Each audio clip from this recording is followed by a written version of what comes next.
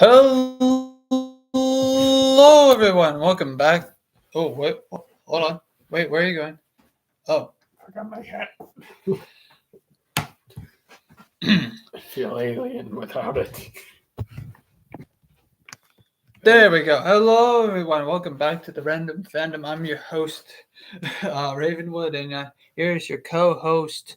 Hello, everyone. I'm your other host, the Dominic Rex. And I'll fix the thumbnail here in a minute, but that's because the stupid computer won't computer. You stupid computer! You made me look bad. I think we got it.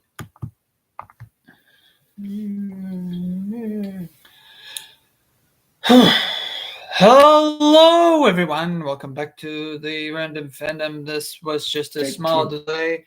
Hopefully, we won't run into that. It has been. See what I mean? Yeah, well, our computer's just going through it today. Hello. Oh, okay. We're back. We're back. Hello. Okay. So today we're going to talk about Superman. As if it wasn't obvious by the logos on our shirt. Yes, and Today we're going to be covering James Gunn's Superman. which was initially called. Boy, it was- we have some words for all of you. I have not seen a movie as divided as this with its fan base since 1998's Godzilla. My lord. You're not that old. No, but I have not seen a fan base as divided on the movie as this. Wait. We're Okay, done now- waiting.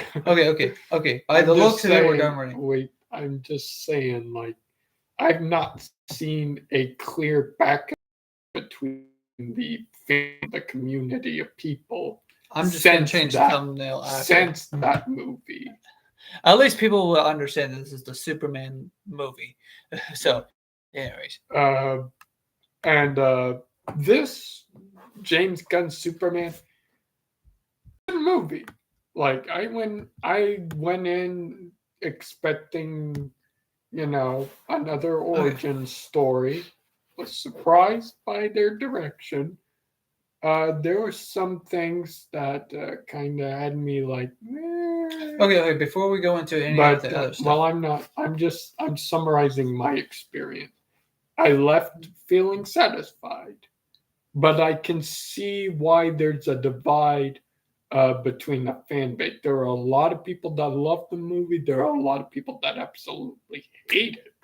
And I'm just like, my lord! Like you could put the war zone under a stethoscope. You can see where the lines blur. Like you can see the push. Yeah, where the tectonic plates let's just say shoving. I'm not going to be biased toward. I'm not going to be biased. Well, I am going to be biased, but I'm not going to be. What's the word? Merciful towards one particular side. To clear cut this, I've always been a DC fan more than a Marvel fan. Raven here's always been more of a Marvel fan than a DC fan. We like both fandoms. We like both and fandoms. Superman, but that's about it. But he's always been more the Marvel fanboy. I've always been more the DC fanboy. So we're each allowed to bring our own unique takes onto this. But he can be a bit more cynical toward DC films than he can Marvel films, whereas I can be more cynical to Marvel than I can DC. For this live stream, we may have to be quick about it because it was raining earlier today, and it will rain later tonight. It will storm.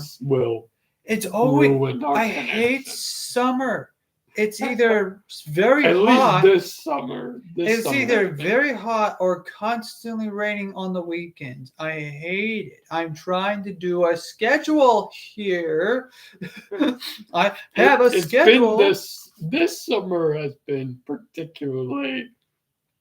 I don't mind it being hot, but blazing hot is a different thing altogether. It kind of makes me want to move up north a bit, but the problem is that maybe it's in the mountains. But anyways, I don't know. Anyways, oh, where was I? Okay, yeah. So now onto like okay. So let's actually before we even get to. Oh God, I don't even want to talk. You mentioned the debate, people loving and hating it. That is the epicenter of the storm. That is the eye of the storm. I wouldn't say it's It the is. eye of the It is storm, the eye but it's of the storm. well, Trust me. When you go on to more like when you go Henry to Cavill.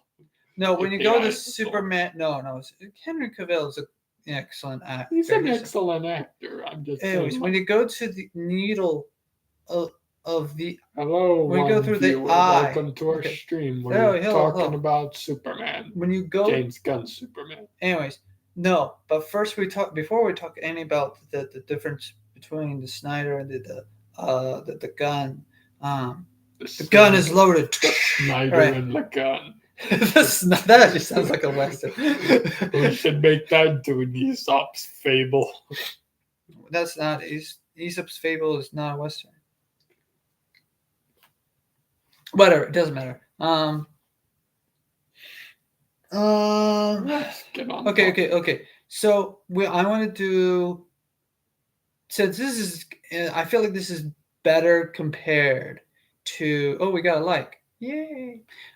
This is better compared. I feel like this would be better compared. You can comment down below what you like about Superman or what you don't like about Superman. If you have any thoughts on James Gunn's Superman, Anyways, feel free to let us know your thoughts in the comments. Okay, so we're gonna do a quick comparison to the Christopher Reeve Superman because I feel like that's we're gonna be flying by this. I feel like that's what we're just I feel like that's the best way to like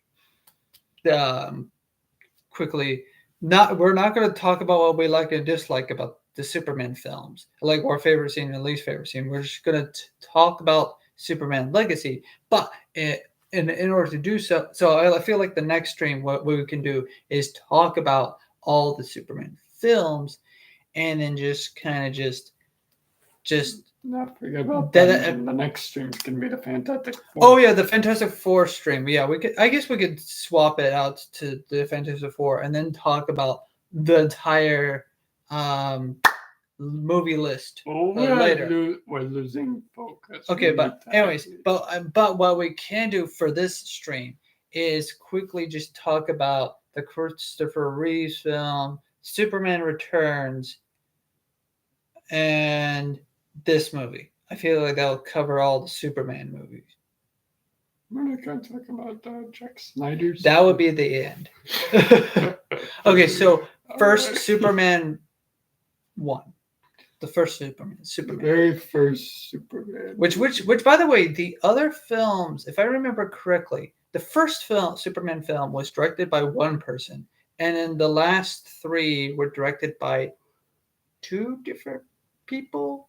I'm not sure. Different people. I may be seen that, but even I don't know. I'll take a look at it. But anyways, that was actually if I'm not 100% certain, but I think it was actually the Superman film that came up with the idea, not necessarily the he came from Krypton, but who his parents were for Krypton. I'll Google that to be 100% certain, but.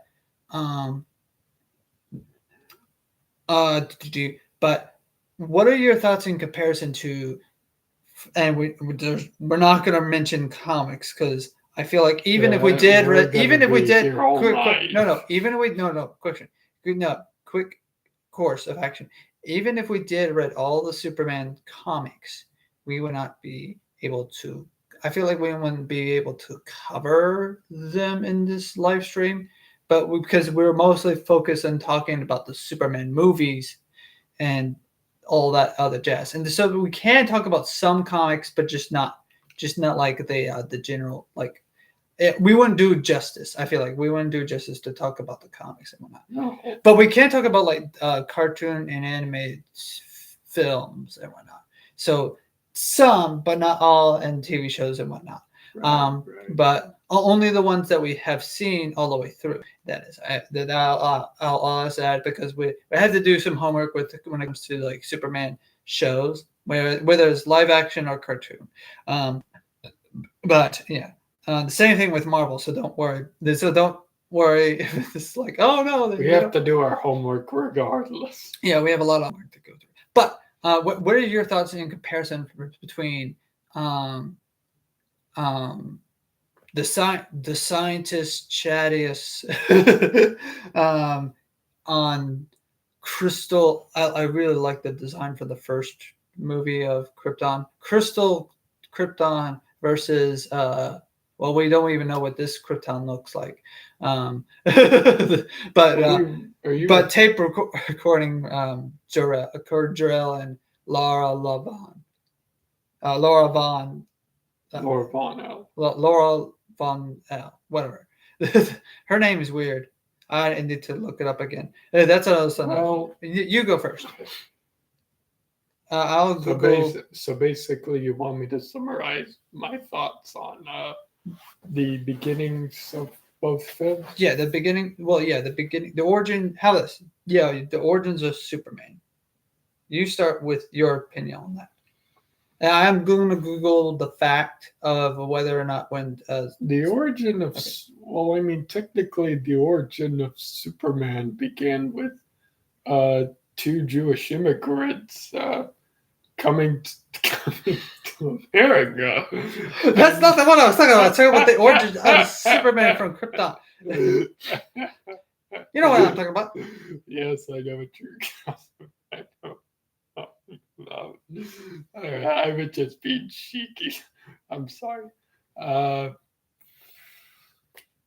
Well, I mean, yeah, the very first Superman movie that I remember watching does. No, when Superman was made. Damn it. Okay, anyways, continue. Sorry. Well, I mean, I don't really have much to say about its origin. You know, Krypton was on the precipice of doom. They were drifting towards a black hole. Jor-El tried to warn the country, hey, we gotta get out of here. Our planet is doomed. Nobody was listening to Jor-El, so he decided, all right, I'm going to send my son to space in a ship, and hopefully he will carry on Krypton's legacy. Okay, hold on, pause. My bad. Okay, so apparently, Superman's space parents, Jor-El and Laura Lavon, were first introduced in the January 16th, 1939 Superman comic strip. The first appearance in a Superman comic was in number 53 in 1948. According to the Science Fiction and Fantasy Stack Exchange, the concept of Krypton and Superman's origin, including his biological parents, was developed gradually over time. Okay, well, it developed gradually over time, but I want to know when that was first introduced. So you continue. So basically, they send their baby on the very way to Earth. Meanwhile, Krypton gets sucked into a black hole and everybody dies. Sounds very cheerful. I know everybody dies except the one baby, but hey, you gotta break a few omelets if you want to make a good egg. Hello, viewer. Welcome to our stream. Hello. And please comment down below about what your thoughts on James Gunn's Superman. Yeah. Well, let's begin by saying you have to break a few omelets if you want a good egg. Isn't it the other way around where you have to break a few eggs to make a good omelet? No. First off, they were already omelets. That's what made it sad. All the omelets died so that one egg could live.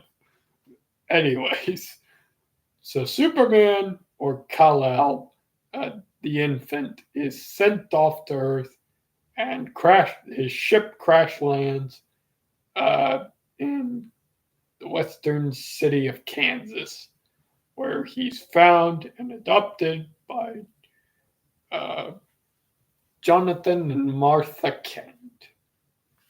And they do their best to raise Kal-El as their own. So they give him the name Clark Kent. They try to raise him, uh, you know, as an earthling child. They try to teach him the ways of our people. They try to teach him control. Um, but in the process of maintaining the illusion of control, he suppresses himself, and eventually he takes a long time to uncover the vast majority of his actual superpowers. But eventually he gets the hang of it over the course of several movies, comics, and shows. But he eventually becomes the Superman, the man of tomorrow. But yeah, that's pretty much the beginning of Superman. There's not really much to say on that.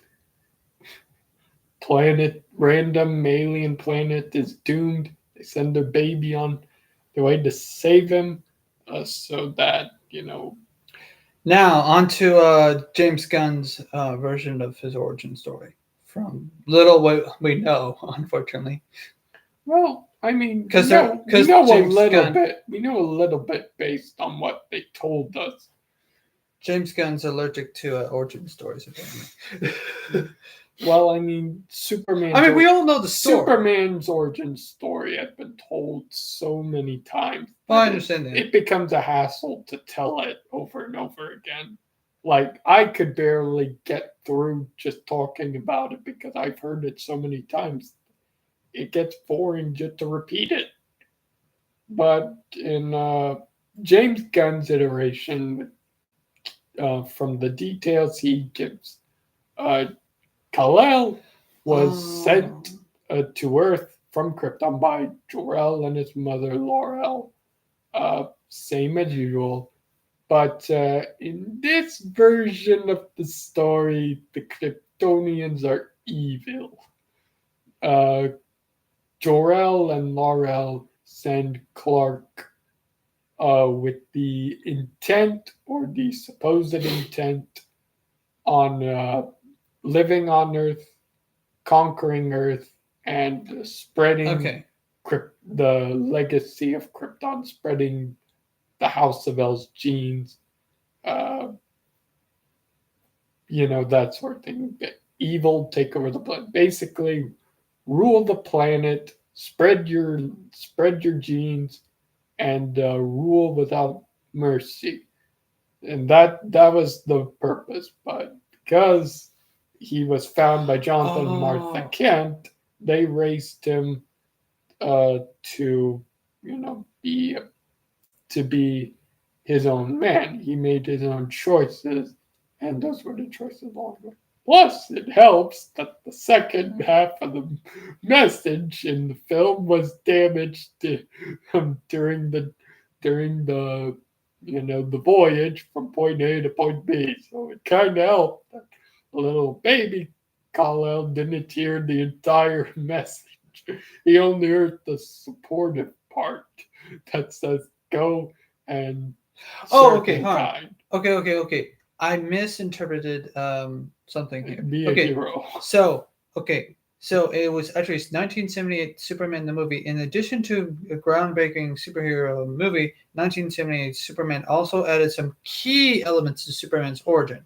Now, notice in the first comic when he was first introduced, when they first told the story, it only said that the scientist sent his son, and that that he was left unnamed. The scientist, his biological father, was left unnamed, and it was until later in the comics that they eventually finally named him, because they had cut some stuff out.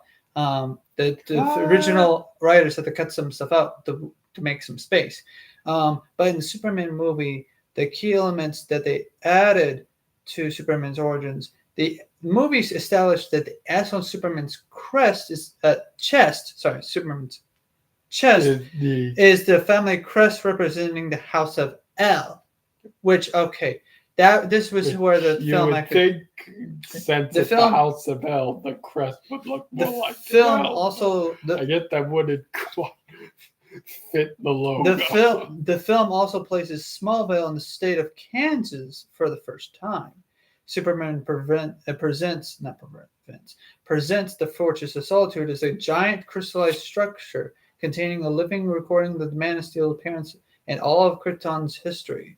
In this version of the origin, Superman learns about his heritage from a living recording of his father Jor-El, which probably makes more sense than time travel, which was apparently in the comics, or something that happened earlier before this adaptation. The relationship between Superman and his ghost dad will become a key part of the mythos. So the whole ghost dad thing came from this film. So a lot of it actually kind of disappointed me that did they had a ghost mom in that film as well, or it was just ghost dad? But that didn't show. Well, the ghost mom didn't technically show up until the second movie. Well, and that's right. Ghost mom showed up in the second movie. But yeah, so it was actually okay. So I got part of it right, but whatever, I was still wrong. Anyways, so what ended up happening in the first movie was that there were scientists. There's only right. Oh, they added a few things into it, thus. They added a few things into the origin story, thus adding more to the mythos. Now James Gunn, he decided to use a different source for his Jor-El, and now everyone's making fun of it, I guess, because Superman, we want you to do crime, commit war crimes, and do a whole bunch of heinous stuff. Get the ladies laid. Get the ladies laid. And his mom was like, yeah. Get a lot of women pregnant. I'm not gonna lie. It's just so. I'm not gonna lie. That is probably. It's stupid. Okay, I'm not gonna lie. It's the stupidest. I get the whole. I understand why. I get. It's like, oh no, my parents are horrible. I'm the horrible person. I get the whole Look, there could have been several other things he could have said. The last son of Krypton, you gotta go spread your genes and whatnot. No, I'm sorry. You could have just simply said rule the world. Rule the world. Didn't have to add. You didn't have to add create a harem. Create a harem, baby. You should have just made it to where the villains made it up. You know what I'm saying? What is this? Go lose a ranger? No, anyways, you should have made it to where the evil ambassador, with the prime minister of that evil. We're not watching an anime here. Well, yeah, it's not an isekai. Well, technically speaking, it's not the traditional sense of it. Not the traditional. Where you either fall asleep or you get killed and reincarnated. No, this is the type of or when you get put in technology and when a person moves from one world to a different world. I mean, it still falls under the scope of an isekai. main character moves from one world to another. 10. Well, I wouldn't say that. That's a bit of a stretch. I wouldn't say. I said it falls under the broad sense. I wouldn't say moving from Georgia to Alabama would be easy. No, but moving from Georgia to Florida would be. The nests, they're everywhere. Get them off. Anyways. No. Go to Alabama. A true. Jarrell and Kelal, go to Alabama. They'll love you there. A true isekai would be moving from Georgia to California. Oh no. That'd be a dreamland. Oh, that would be. But no, it'd be a nightmare. Huh? That would be a nightmare. No, actually, I feel like wouldn't Doomslayer be considered an isekai? Because like they're technically going to the realm of hell. But no, because then they merge at one point. Well, I mean, technically, it doesn't matter. There are some isekai aspects in the lore of Doom. Think the lore of Doom, but we'd be here all night trying to discuss all the categories isekai or that fall under the term isekai, so we're not gonna bother. Anyways, point is, like, there were a lot of stuff. Bumblebee mingled with the humans. There was a lot of stuff that happened in James Gunn's Superman that a lot of people didn't like, and there were a lot of stuff that happened in James Gunn's Superman that a lot of people did like. All right. Well, whether or not the good outweighs the bad, that's up to you. But anyways, so no, the viewers. It's fine. That we could just ignore that. Not ignore that. It may come back in a later film. Glaring light. It might come back in a later film, or maybe that it just won't. It may be a detail everyone will forget about. I wouldn't say forget about. Move on. I feel like eventually, like it'll I feel like never be brought up again. I feel like if they do bring it up again, I really hope it's not some sort of retcon. Hello, viewer. Welcome to our James Gunn Superman stream. Yeah. Okay. Anyways, so bye. Okay. Bye. No. No. Yeah. Now going on to now. I'm kind of glad that like they didn't have General Zod into this film because there were a lot of let me finish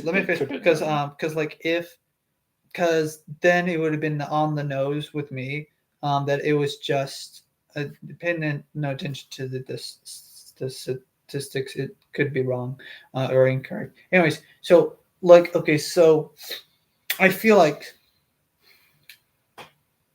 had he added Zod and his goons into the film and the Phantom Zone, and of course Lex Luthor into it, it would have felt.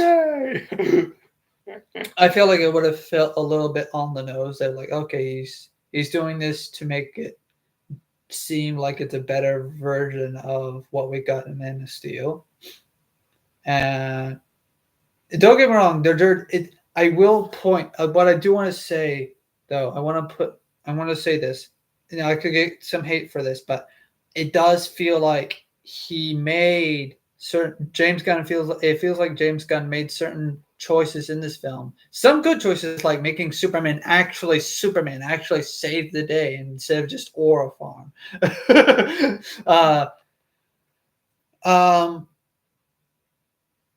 There were a lot of things that happened in the film that made Superman feel more like Superman. And there were a lot of things in the film that made you question, like, wait a minute, Superman wouldn't have problems with Man of Steel. Here's what I'm trying to say is, now, I feel like with certain things in James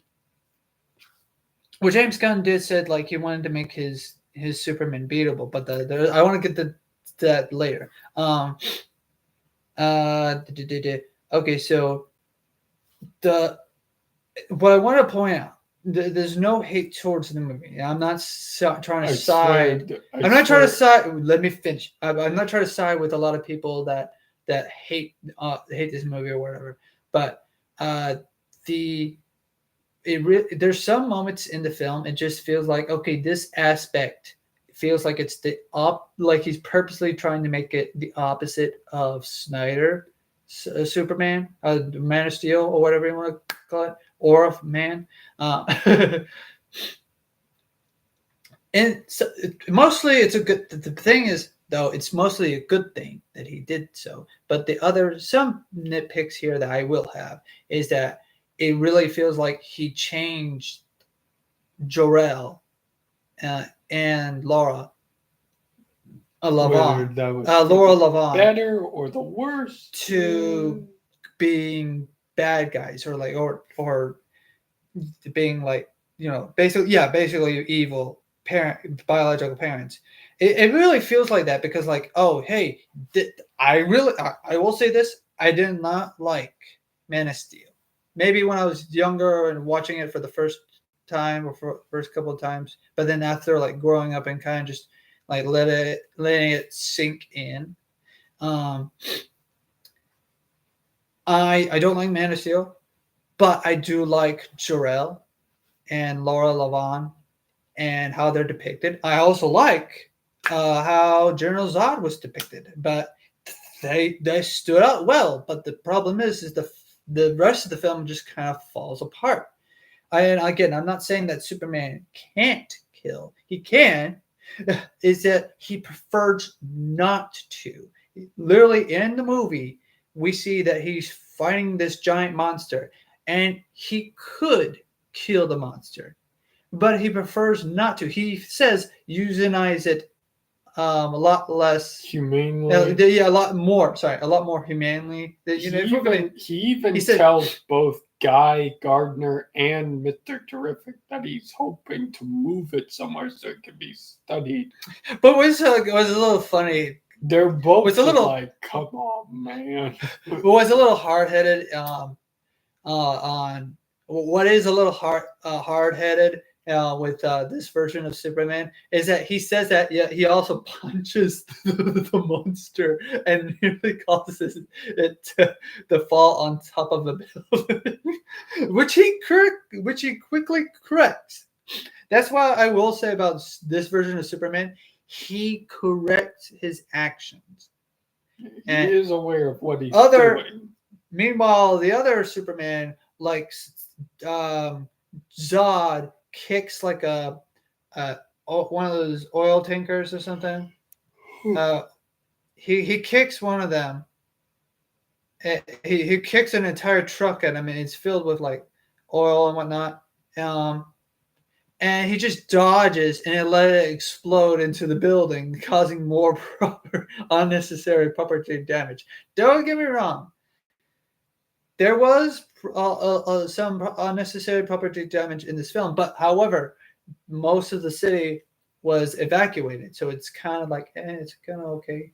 Yeah, with plus they got insurance. With James Gunn's Superman, he would have in order to save the people in that building, he would have stood there and used his cape to block the tanker. It just seems a bit weird of how much unnecessary.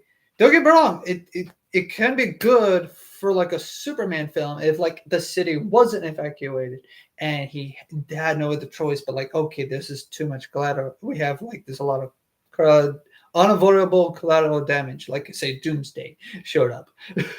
Okay, and even in the movie Superman, but even in those animated, struggling to make sure. No collateral there's damage. A huge problem with that film. Well, which film? Which one? Batman versus Superman. No, I was talking about Doomsday. Well, in the animated films, he utilizes the collateral damage to his advantage, sort of. He Yeah, but like the bridge falling apart. Okay, he just ties him up in one of the versions of the animated films of Doomsday. There's like 5 Doomsday animated films. Well, there's 2, and then there are 2 animated films where Superman fights Doomsday. I think there's kind like of standalone-ish, and then there well, are I think there's like 3, about 5, and then there are 3 that happen in TV shows. Well, regardless of how many times we see him fight Doomsday, like there's one film where like, okay, the bridge is broken, we tied it. That's Batman versus Superman is so stupid that like he picks up the kryptonite spear that Batman uses trying to fight him. Which, okay, some of the plot of the film I could kind of understand because of like Superman causes so much collateral damage in Man of Steel. He kind of feels like, okay, Superman might be a threat, but then there's a lot of out of character that Batman's is. Now, don't get me wrong, Man of Steel does seem the Snyder films do seem gloomy, but they do it in with some sort of positive note. So I'm trying to build a bridge to the Snyder fans. I'm trying to build a small bridge, but I'm going to knock it down because it's stupid. Here, allow me. Clear. Anyways, this stupid part is like, okay, he has this spear which could kill him, and then he goes and stabs, right? He goes and stabs Doomsday, who could also still kill him, right? So there's that. Wonder Woman's right there. So is Batman. No. One of them could have thrown the spear. No. Batman could risk himself getting killed. He's a normal human. Wonder Woman's not normal human. She's an Amazon. Yeah, more importantly, she's hey, a demigod. Let me take that rope for you. It's called the lasso of truth. I don't care. I'll hold it, and then you take the spear, which I'm highly allergic to it. He's highly allergic to it. Kill him. Kill him. It's just. And the Wonder Woman could have just gone and stabbed. I'm just saying. And if you really needed to have Superman kill Doomsday. Emotional impact aside, how you want to build up have it to where Wonder Woman gets knocked out. Have it to where the people are not available, but they were available. So that's why I want to just strangle the Snyder. It's like, what are you thinking? You can't kill Superman like that. That's illegal. It's not about how you kill. It's not like. It's just there's just so much that and there's also Lex Luthor. Okay, Lex Luthor. Okay. I'm glad that they changed that. James Gunn changes the personality of Lex Luthor, right? To how he how he wants it. But like. It's still the what I'm trying to say is this is good. This is a good thing. It's the opposite of Snyder's Lex Luthor, but that's still the opposite of like it just feels this Lex Luthor feels like a Lex Luthor, he feels like a version of Lex Luthor. He definitely feels like a version of Lex Luthor. He definitely was smarter. He still made dumb mistakes. We have no other choice but to also compare those two films because Lex Luthor was not in Man of Steel, so we have to compare the Batman versus Superman, which is not a sequel, by the way, to Man of Steel. It's another. It's Batman. It's a film that happens after Man of Steel. Yeah, there's gonna be a lot of people who get confused. Well, if it happened after Man of Steel, and we see the events of Man of Steel technically happen during the movie, wouldn't it be a sequel? If that was the case, then a lot of Marvel films would be sequels to each other. A lot of them are. Well, no, they follow it. order They of follow events. the story. They follow the order of events that happen in each, and sometimes they feed off each other, but they're not sequels to each other. They're just they're continuous next stories. Or comics do that. That's why they're comic book movies. They do that. So the next comic book movie, which is not a sequel to Superman, because it's just Supergirl, the Woman of Tomorrow. That's not a sequel to Superman. It's just a comic book movie, meaning It's a continuation. It's gonna continue. It's gonna, they feed off of each other. My nose is very freaking itchy. Of James Gunn's I'm so sorry. universe. My nose is very itchy. I did not anticipate that. Anyways, so when you have that, so there isn't a General Zod. So what is the opposite of a General Zod? Ultraman. That's what they practically did in this film. And instead of having a smart, it's so confusing. It just feels like, at least for me, when you say Ultraman, because most of the time when you say Ultraman, I'm immediately thinking of Ultraman, like here he comes from Toho. That would be a different movie. I will watch that movie, Superman versus Ultraman. And I'm not talking about DC's Crisis on 2 Earths. We're talking about Toho's the monster movie. With the giant Ultraman, Power Ranger. The Giant of Light, Ultraman. Which I heard, and this was actually a couple of years ago, he got his own Shin Ultraman movie, kind of like Shin Godzilla. There was a Shin Ultraman. I don't think it's out yet, right? It is out. Oh, I haven't seen it. It's been out. We just never got to see it yet. But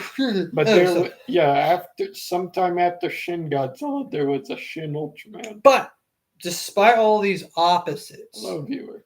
Despite all these opposites to Snyder's film, like this, if you see this is the opposite of Snyder's this. Let's just say that there are a lot of differences between James Gunn's and Zack Snyder's Superman. Going into that, there's a lot of stuff that would keep it separate from. There's enough material in this movie that keeps it separate from. I'm the opposite. You know what I'm saying? I'm the opposite of Snyder because it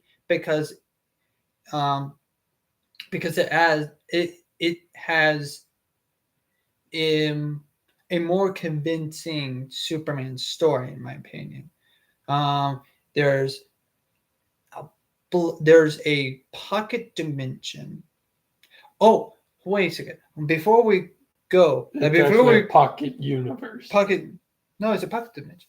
Pocket universe. Not a pocket universe. They specifically said a pocket universe. I'm gonna Google that, but I also want to quickly compare this version of Lex Luthor to the to the Christopher Reeves Lex Luthor. You go now. I don't think anything will really beat the novelty that was that Lex Luthor. Well, I mean the Superman the animated series, just Lex Luthor will always be my favorite Lex Luthor, and even though it's kind of overrated, I get it. He's just one of my favorite Lex Luthors. I'm sorry.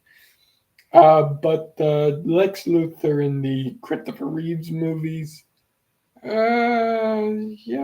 he's just got a bit of novelty to him that you just can't help but appreciate. And there are moments where he acts like he's actually going to work with Superman, and then every other moment he's just acting like, wait, Superman, I understand. It's a pocket dimension. They said a pocket universe in the... No, if you look at right here. They said in the movie that it was a different universe. No, it's a pocket dimension. They said universe. No, You can look. You can pull up a clip. it's literally right here on the Google here. Google AI. Yes, but That doesn't count. Fine. I'll watch the YouTube. Watch the YouTube clip. We're gonna be sitting here. Okay, but my favorite Lex Luthor, I have to say, other than Smallville Lex Luthor, Oh, Smallville Lex Luthor. and the animated series Lex Luthor, I feel like that's like has to be like on top of there. But like, okay, actually, how about it's not my favorite, but like honorable mention is Superman Returns Lex Luthor. I feel like he just has a particular vibe, a particular game of the hate, just complete hater, absolute hater vibes that just works. And he's a pretty good Lex Luthor. Yeah, he's a pretty definitely better than Batman v Superman. Oh yeah, don't get me wrong, but I just feel like he's just up there in terms of like being a great Lex Luthor. Let's.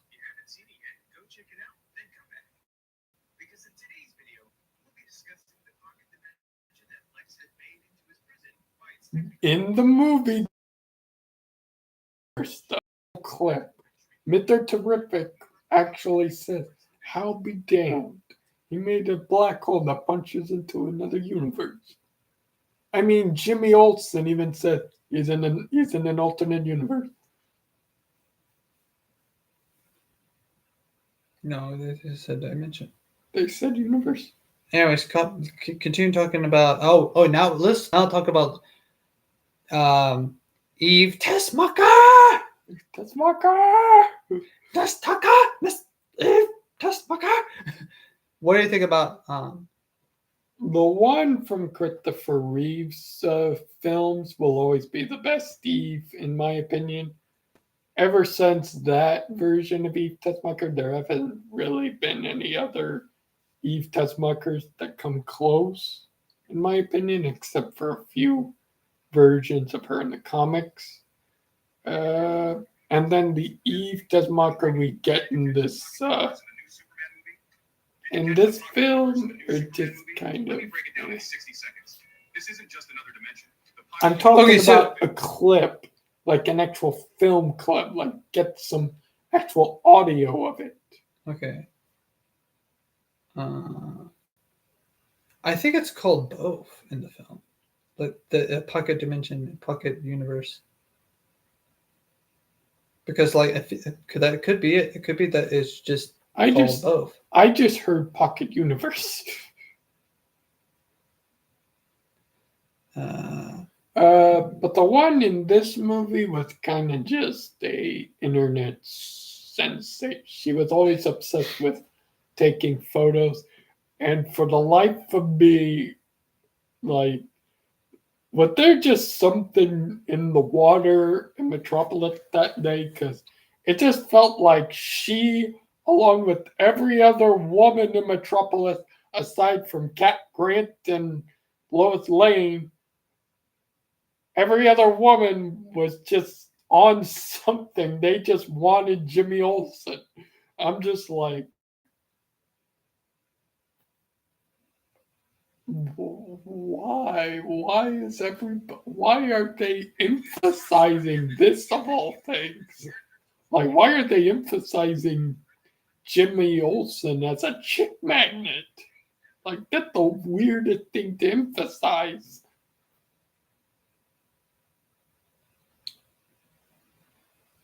I can't get anything. Not a single clip. I think it's called both in the movie. That is called both a pocket dimension and pocket universe.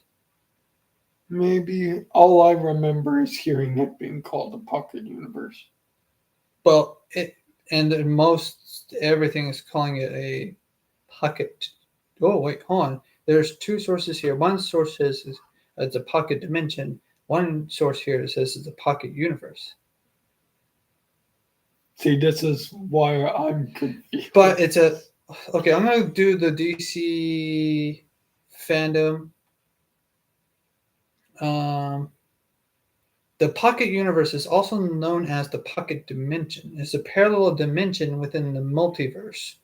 What? So it's both at the same time. Lex Luthor and his company Luthor Corp used this dimension as a prison. Yeah. Okay, so hold up. It's an alternate dimension within the multiverse.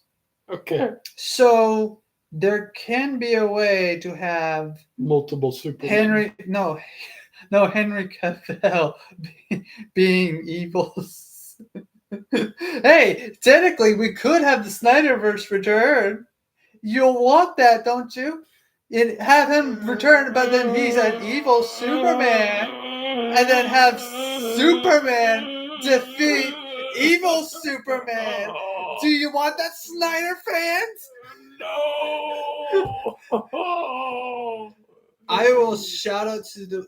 We can have, and also here's another thing. Ultraman falls into this black hole, therefore, this clone of Superman could therefore become Bizarro. Please stop.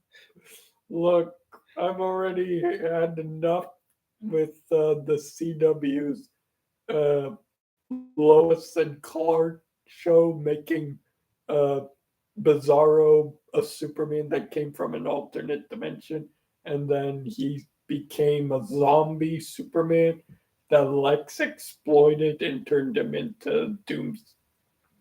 Oh, yeah. No, I don't like that idea. That's a horrible idea. Well, basically, Lex, killed him over and over again, but no matter Bizarro's what happened... Bizarro's a precious being. Bizarro... originally, he was. Bizarro was actually just a Superman from a different universe who lost his Lois. And he felt a bit better. And then he ended up getting sucked into a wormhole that spat him out into Lois and Clark's universe. And he was picked up by Lex Luthor, who decided to experiment on him, hoping to build his own weapon that can kill Superman once and for all. And in the process of killing Bizarro over and over and over again, Bizarro started to become a zombie. And that zombie Bizarro started killing people and eating them. And at one point, he used his super speed to get out, started killing, and Lex, tracked him down and continued the killing experiments, killing Bizarro over and over. He kept killing Bizarro until he ran out of ways to kill him. And by that point, Bizarro had become so distorted and zombified that he looked like a prototype version of Doomsday. And by that point, they couldn't contain him, but Lex Luthor managed to find a way to control him. So he sent Bizarro Doomsday after Superman, and they fight each other. And at first, there's a whole bunch of fights, and Superman kills Doomsday a whole bunch of times. But no matter what, he keeps getting back up, and he mutates even more as a result, until finally Superman wasn't strong enough to kill him. Well, anyways, going back to what we need to talk about. I'll say this much. Season 4 of Lois and Clark was insane. Going back to what we need to talk about. I feel like with this version of Ultraman, this Ultraman. Anyways, At least it wasn't Nuclear Man. Oh, I'm having painful memories of Flashpoint Paradox. I kind of like how we now. Okay, there's some complaints about like the CGI in this film. I personally do not like the green baby, but then how else are you supposed to have a green baby that looks like you should just that it looks like okay, the green baby looks like a water balloon, like some sort of malformed. I'm not gonna lie, but I feel like you could just have a painted green baby or a green baby doll or something to suit you, not that weird abomination looking. I get they were trying to make it look like a weird elemental baby. Oh, I don't get me wrong, but like it's just the execution was just a bit. It's and there's some. I feel like there were some problems with the CGI of Crypto. Well, we're a bit all. It's fine. It's fine. I feel like Crypto's CGI was fine. There was one moment where like his head looked a little too big. And I was like, well, that we're a bit all over the place with this. One thing I wanted to discuss that I noticed a lot of people were torn about with this film. Is how this version of Superman seems significantly weaker than most other versions. Hold on. Before we get to that, I want to point out why I mentioned the CGI because to me that doesn't matter. I watched I watched I watched what was it called? Superman Returns, and a lot of people complain about the CGI plane. Why couldn't they just use like some sort of practical effect for Superman carrying a plane or whatever? See, I think they wanted to see what they could do with a CGI plane, and they just made a CGI plane. But me personally, I don't care. I'm not in it for what the limitations of CGI. What if there's a limitations of the artist using CGI?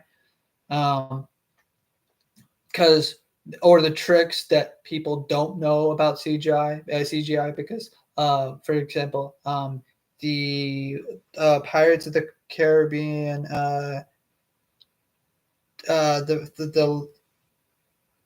the last two films of the first three films, not the other films that came after it. What they did with the trick with it was not only that they had shadows and whatnot, but they had a trick. It's a lost art because not enough people know how to do CGI correctly. It seems like that, and I like the Hulk movie that came before the Incredible Hulk movie, which is not available on Disney Plus because they don't have they can't purchase it for some reason, or that they don't have. The Universal wants to have the first Hulk movie and not the Incredible Hulk movie. And a lot of people complain about the Hulk movie because of the CGI. And so me personally, as someone who watched the film, I did not care. I just liked how the film worked as a story. You could have the bad green CGI baby all you want. You could have 100. You could have an entire army of bad CGI green babies. And I will not care as long as the hold on. And I will not care as long as the plot's good. I don't care if you kill the green CGI.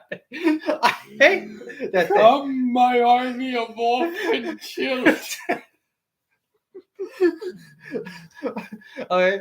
Onwards to battle, men. Mr. Hampson. Okay, so a lot of people don't talk about Mr. Hampson, but we don't talk about Mr. Hampson. Mr. Hampson is the white guy that was piloting the chariot. I know. but in the scene where Superman goes, "Where's the dog? You took the dog. The dog, Luther. You took the dog. Right? Best Superman scene ever. I just said it's Superman. A lot of people on the internet is like, "Oh, well, he shouts too much." Well, what about the Man of Steel where he shouts in this scene? Oh, wait, there's a You scene. took the dog. No, was there a scene where he shouts? It's Man of Steel in shouts. Man of Steel, yeah. Name the scene where he shouts. I almost forgot what He it was. shouts after he snaps General Zord. Yeah, he General shouts Zod. there. Granted, he's not arguing. He shouts after snapping his neck. He's shouting in pain that he had to kill. Yeah, but that's him. him. You know, that's but still in this, human. He's mad There's a lot because of Lex hypocrisy. took a dog. He's shouting because he wants his dog back. Well, it's not his dog. It's that's just it. It's not his dog. It's his cousin's dog. But I mean, even still, like, that's what it's part of his family. He's responsible for the dog. But it's not just that. But like the thing is, what's interesting is that that's what Lex. Lex doesn't care because it gets at Superman. It gets at Superman's nerves. He doesn't care if it's Superman's dog. Granted, it has a silly cape. Well, I bet you anything Superman knew he was doing this for Lex's sake. He knew that if Kara came back and Lex still had the dog, Kara would have killed him. He would try to save him. He's like, "You took He's the a dog." bad dog, but I have to do it. It's not that he's a bad dog. He's just been raised by our Superman saves a squirrel. Where's your saving the squirrel scene? And I feel like was there saving the squirrel? Saving the squirrel. I feel like saving the squirrel's gonna be a bit of a. Well, there's gonna be people who are like, "Oh, why this is stupid." Like he saves the squirrel, but like that's Superman. But that's Superman, right? He cares about stuff most of the time. But then there's most of the time he's going to put this reminds me of the argument of like now at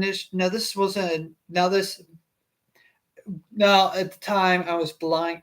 At the time, I was blindly hating Man of Steel, but now I've grown up as a person. Like I don't, because there's some things I do like about Man of Steel. I will admit, because I will say the first for me. Because I will admit, I said earlier, I liked the Jor-El. I liked how Zod's portrayed. I like how Laura Lavon is portrayed because that is what I grew up with, knowing. I grew up watching, knowing that he has good space parents. He has good Earth parents. He just has everything good. Well, Batman's parents are dead. I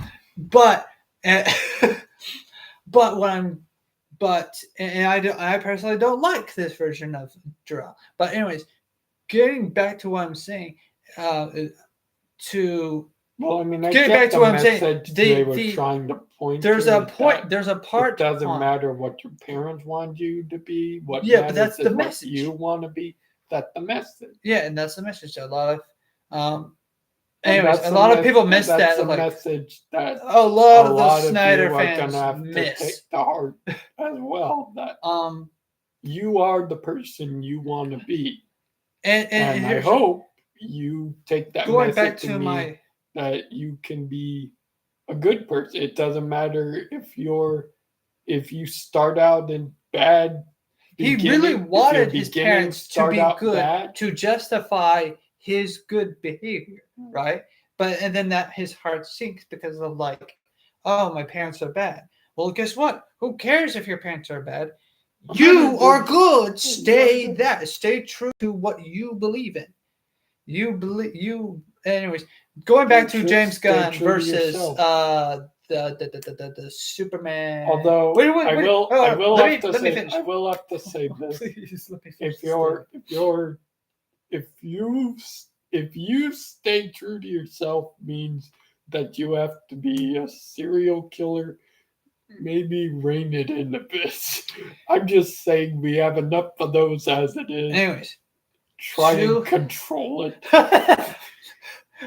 Anyways, no. But going back to what I was going to with the comparisons. They're like, well, the problem with the so a lot of people don't like. I will say a lot of people don't like the scene where Superman stacks a bunch of trucks on top of each other, and then because they were being jerks to this one woman. Yeah. Well, going back to Superman 2, I believe, yeah. where he makes a fool of a guy in a Waffle House. He makes a fool of a guy in a Waffle House, and he slides him across the table and everything, and then he pays for the damage, the collateral damage. Not collateral damage, but the damage that he. I'm sorry for all the damage, sir. Oh, and I've been working out. Yeah, I think that was.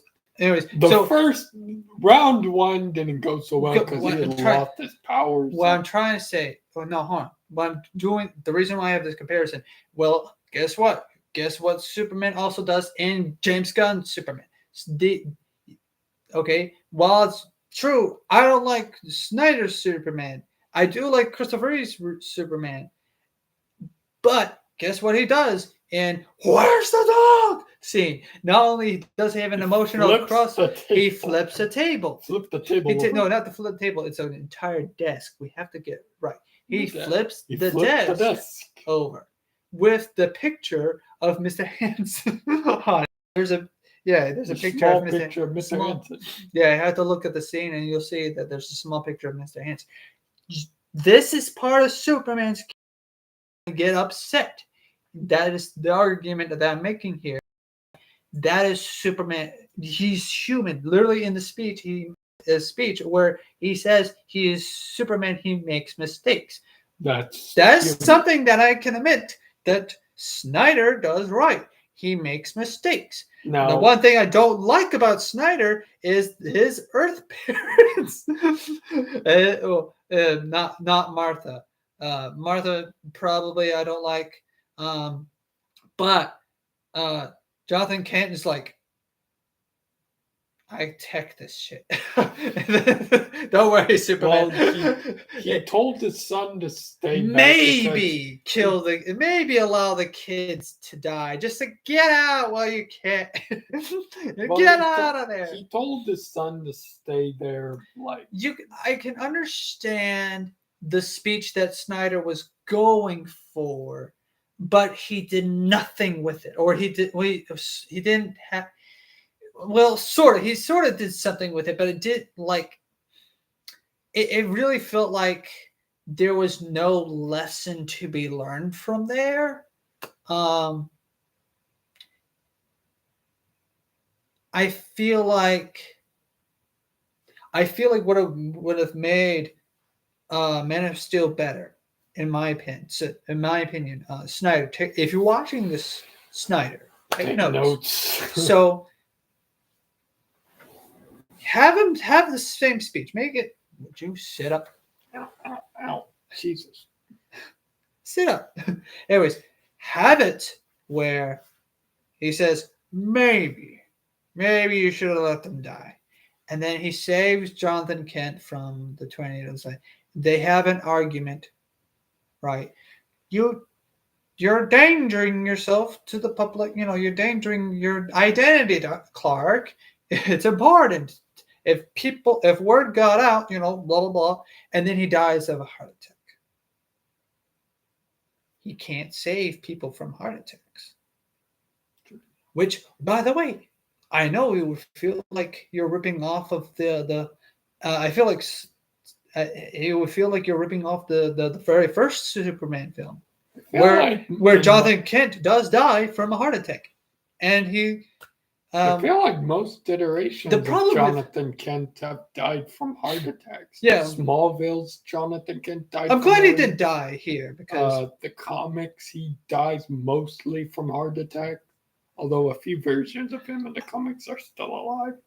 But I'm kind of glad he didn't die, but it feels like this version of Jonathan Kent. This version of Jonathan Kent got. Oh wait, you're talking about James Gunn's Jonathan Kent. Yeah, this version of James Gunn and Jonathan Kent. I'm kind of glad he didn't die in this film, but Yeah. he looks like he's not going to make it anytime soon. It definitely looked like he's posed to keel over by the next film. Maybe not in the next film, but maybe he looks like he's old enough to have a heart attack and die, or just die of old age.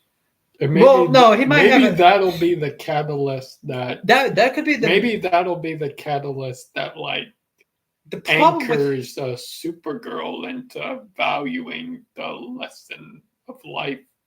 That life is precious on this planet. It could be. I'm throwing guesses out there. I may guess just be blowing hot air. I guess now James Gunn, if you're listening, I guess Take what notes. they could do.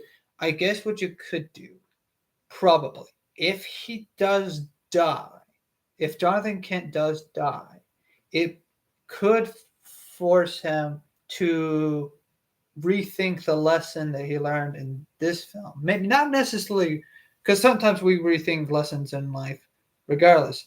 Even though, right?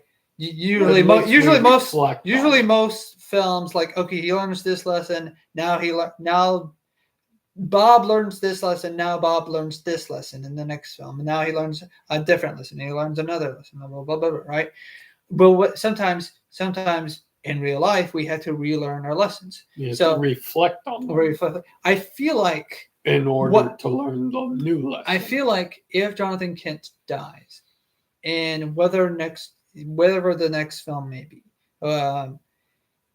it could drive Superman or Clark or Kal or whatever the personality is going by at the moment, to find out more of his origins of his parents, and then he tries to like find Krypton, I guess, like the debris of Krypton, because in most versions of Superman he does go out and see if he can find Krypton for like, he just has a curious thought. Maybe I should let's go find Krypton and find out what's up. I feel like that might be the direction he's heading towards. Now, I could be wrong, James Gunn. You don't have to take notes. You don't have to take notes. You got this. But I'm saying, although I personally don't like it, but helps.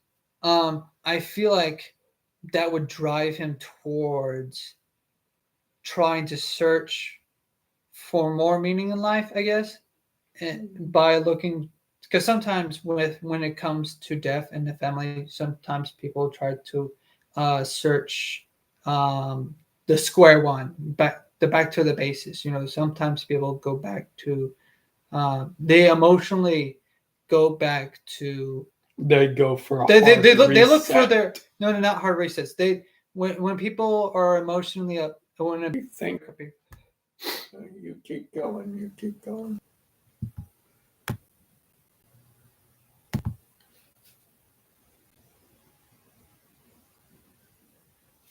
Five, 4, 3, 2, 1. 5, 4, 3, 2, 1. Okay. So I feel like where I left off. I feel like this could probably direct us towards the concept of finding, not finding yourself, but like what is it called when you not search your origins, but you not come rediscover yourself. Not rediscover yourself. Go back to your roots. Yeah, that's where you go back to your roots. And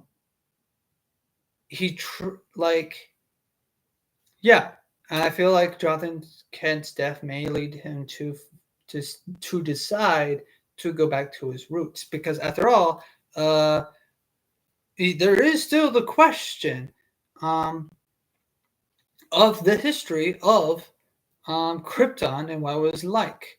That's assuming Jonathan Kent dies, of course. Assuming Jonathan Kent dies. Hey, he might trick us and have Martha die. Well, that would definitely be a subversion of expectations. Okay, yeah. So now, more thoughts. Now we're going to general thoughts of the movie. Like what we liked, what we didn't like. Starting with you and Dominic Rex, get back up here. Get back up here. All right, I'm up. So what are we talking about?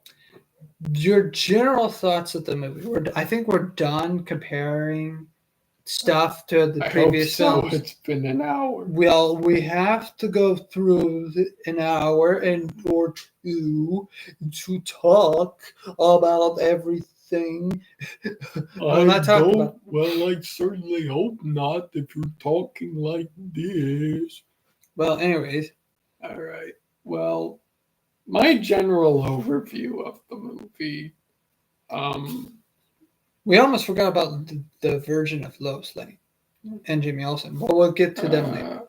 My general overview of the movie is that it starts out with the world already having been introduced to Superman. They already know about him. Please. 1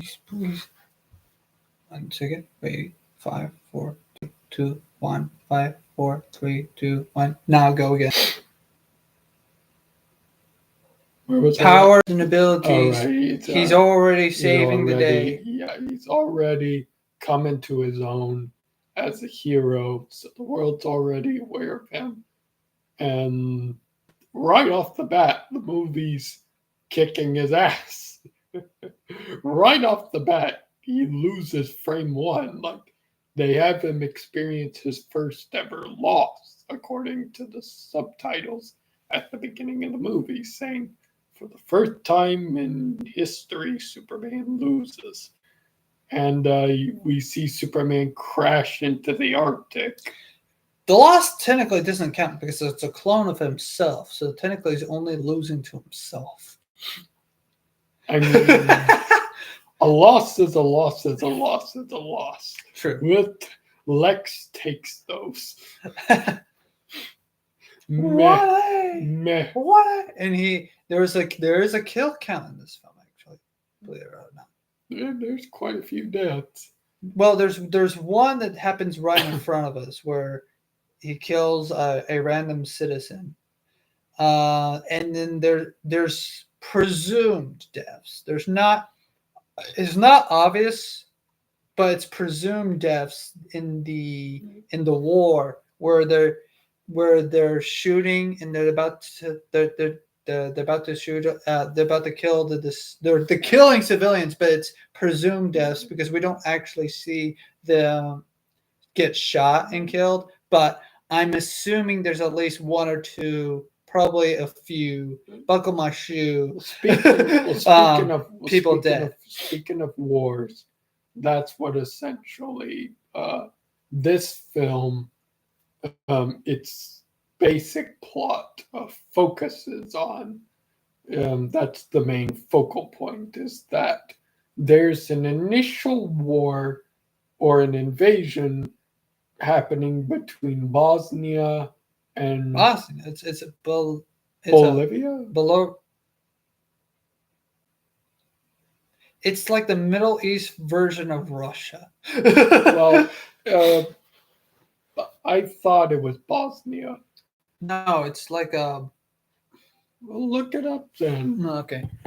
But there are two countries. One of them is trying to invade the other, and Superman essentially stops it, and that's where the main conflict of the film takes place. Moravia and Jahanpur. Moravia and Jahanpur. But yeah, Moravia is trying to invade Jahanpur, and Superman stops it.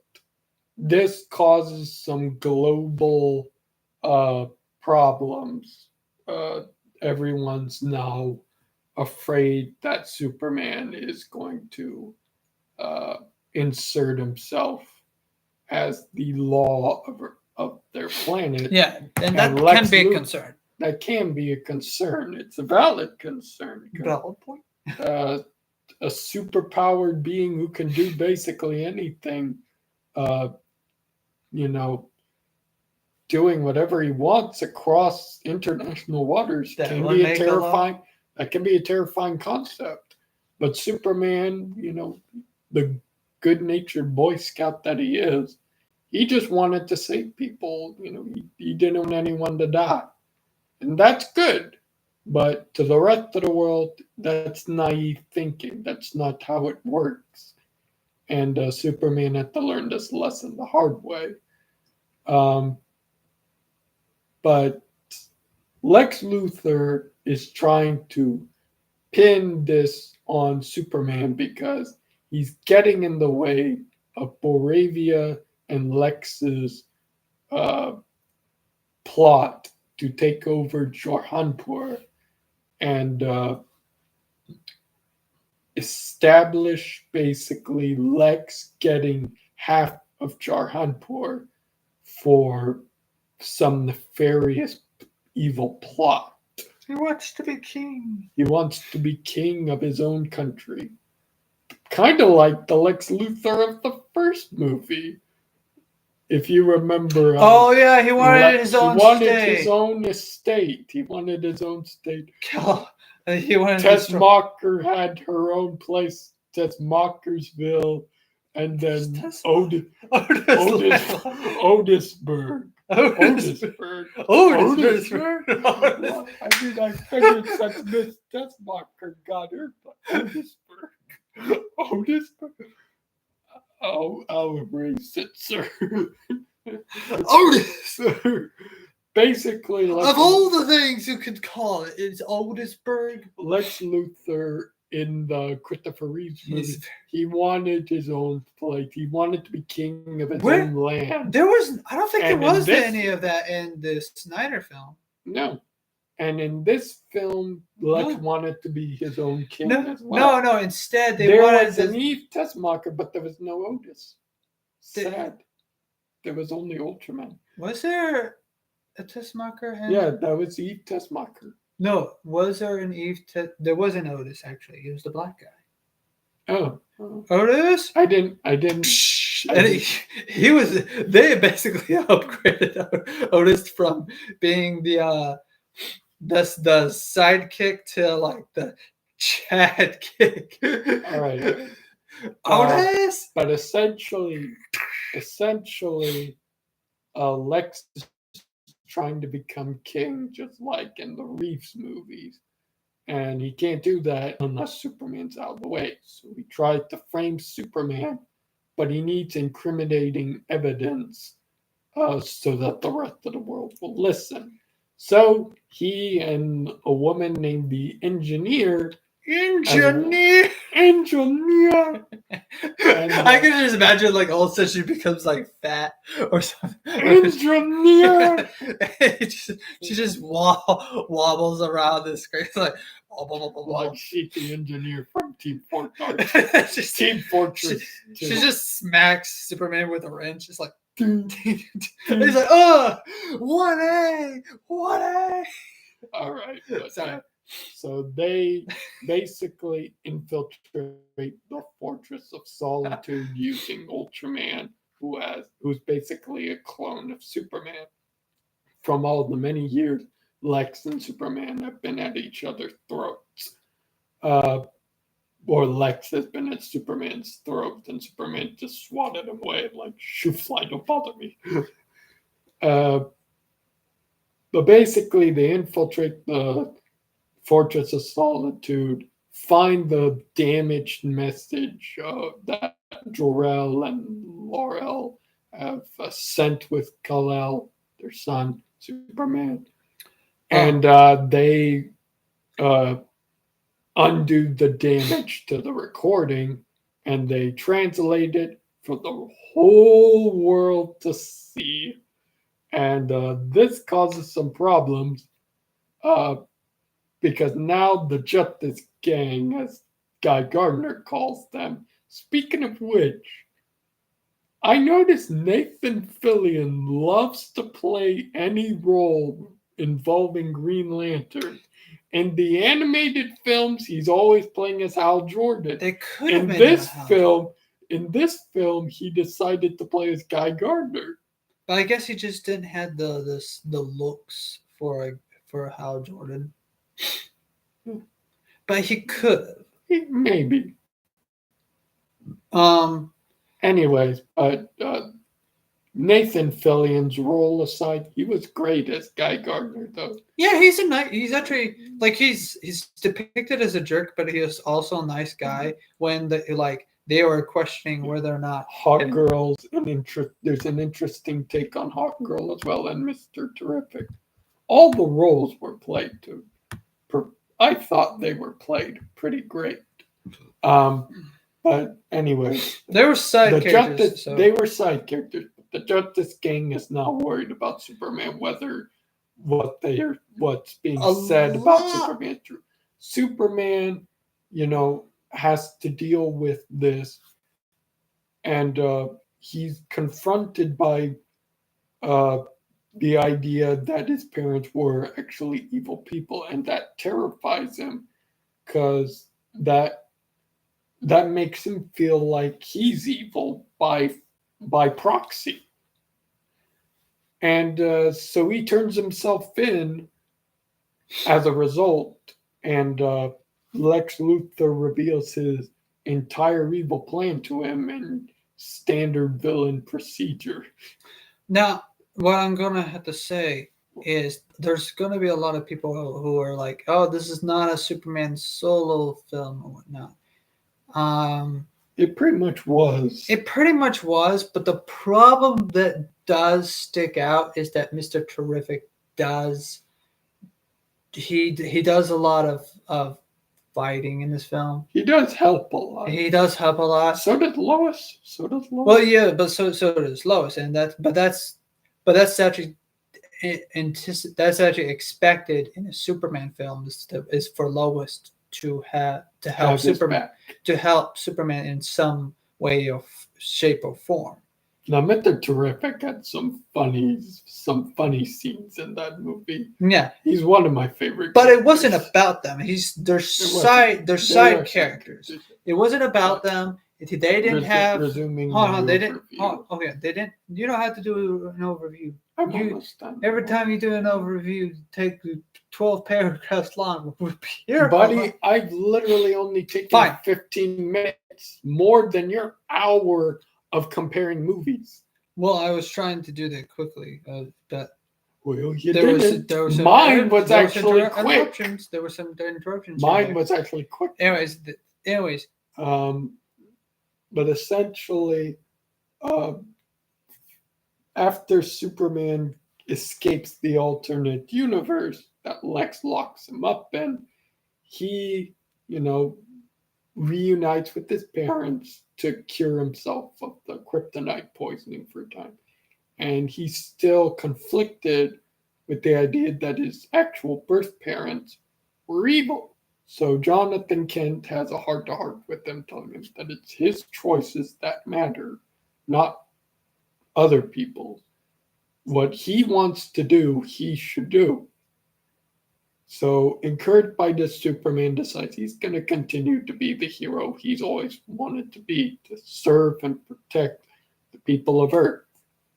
And so, renewed by this, he goes back to save Metropolis after realizing that Lex has purposely left the pocket universe open, and now it's bleeding out into our universe and could threaten to tear all of Metropolis apart. So there's a final fight between Lex's goons, Ultraman and the Engineer, and Superman. Superman gets some help from Krypto to takes out Lex's spy drones, and finally he's able to turn the tide against Ultraman and kicks him down a black hole into the alternate universe. And Mr. Terrific and him fly to LexCorp to shut down the universe. However you do that, I don't think there's a shut off switch to a universe. But I mean, hey, DC logic.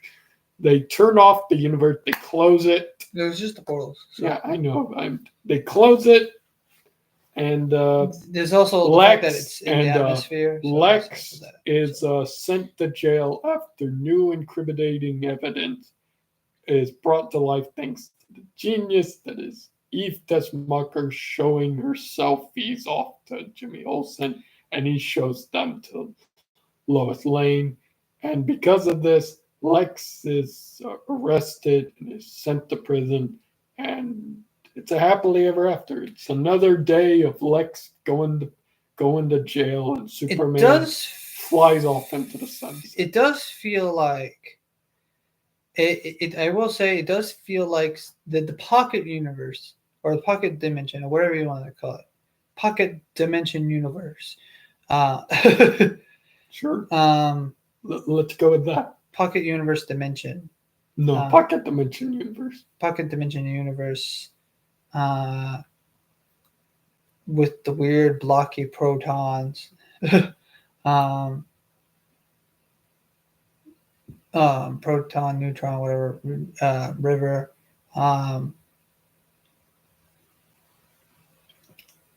It sort of feels like something that if the Christopher Reeves movies had a budget, they would totally do that.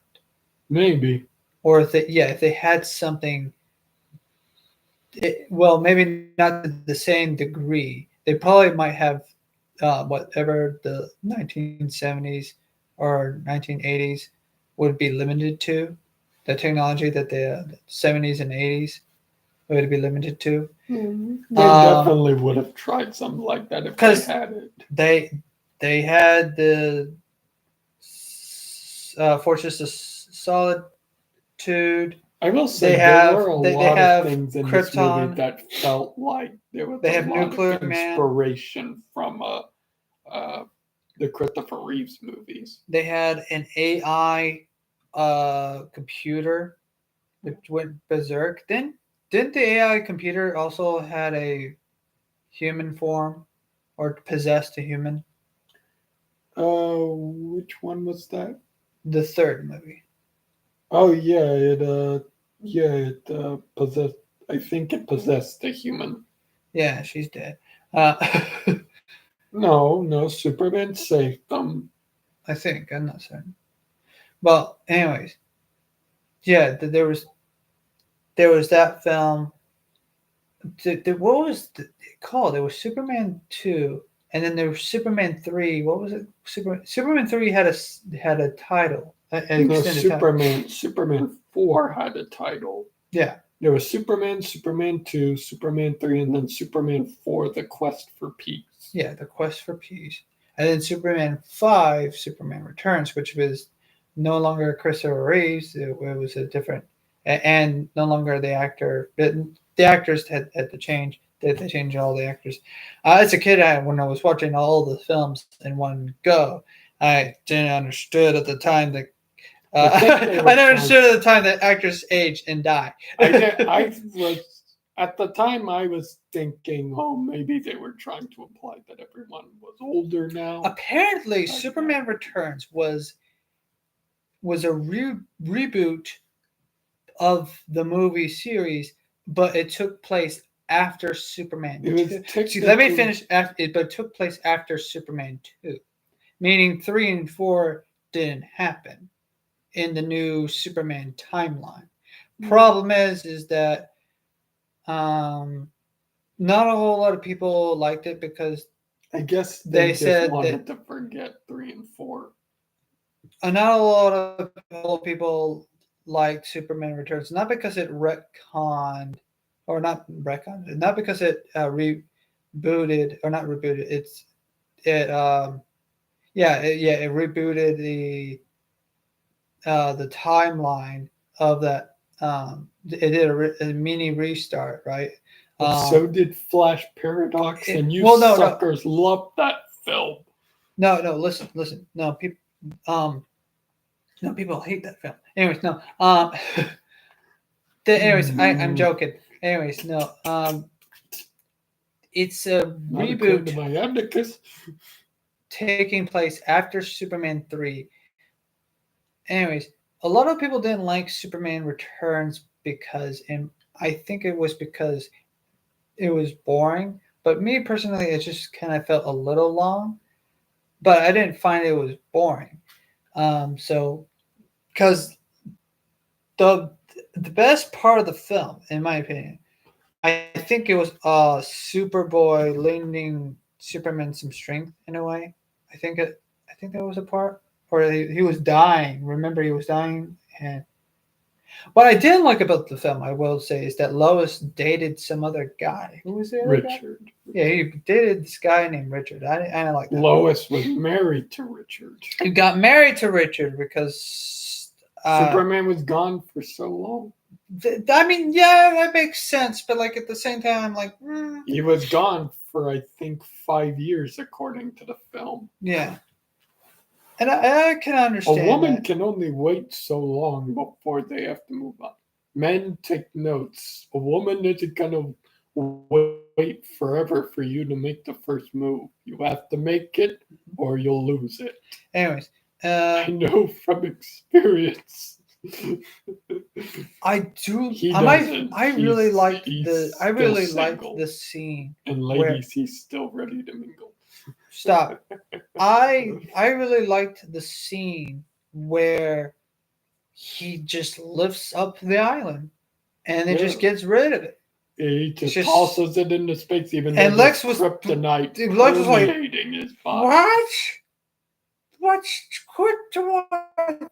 This is weakness. And Heath Texmacher just, oops, gets rid of the extra. I don't think that was Eve Texmacher. I think that was a new girl. It may have been Eve Texmacher, but no. Well, anyways, whoever she was, I would trade every. The funniest part of the movie, ounce of coconut milk and every ounce of your blood for a quart of gasoline. But what would we have to eat? Looks at the dog. Nope. Yet another example of Lex Luthor he's just planning heinous deeds to dogs. He just does not like dogs. I also like the like. What I later liked about his personality in the film was wrong. Okay, we need more of that synergy. The synergy of that Lex, of that like he's just. Well, we don't necessarily have to have that exact. No. Once you have it out of the bottle, it's there. You know what I'm saying? But I'm saying you could still imitate. You can still have a Lex with energy, like the Lex we had in James Gunn's the fact that Superman, he disguised himself. He had a lot of energy himself. You know, the fact that he disguised it. 1A, 1A, 2H, 1A.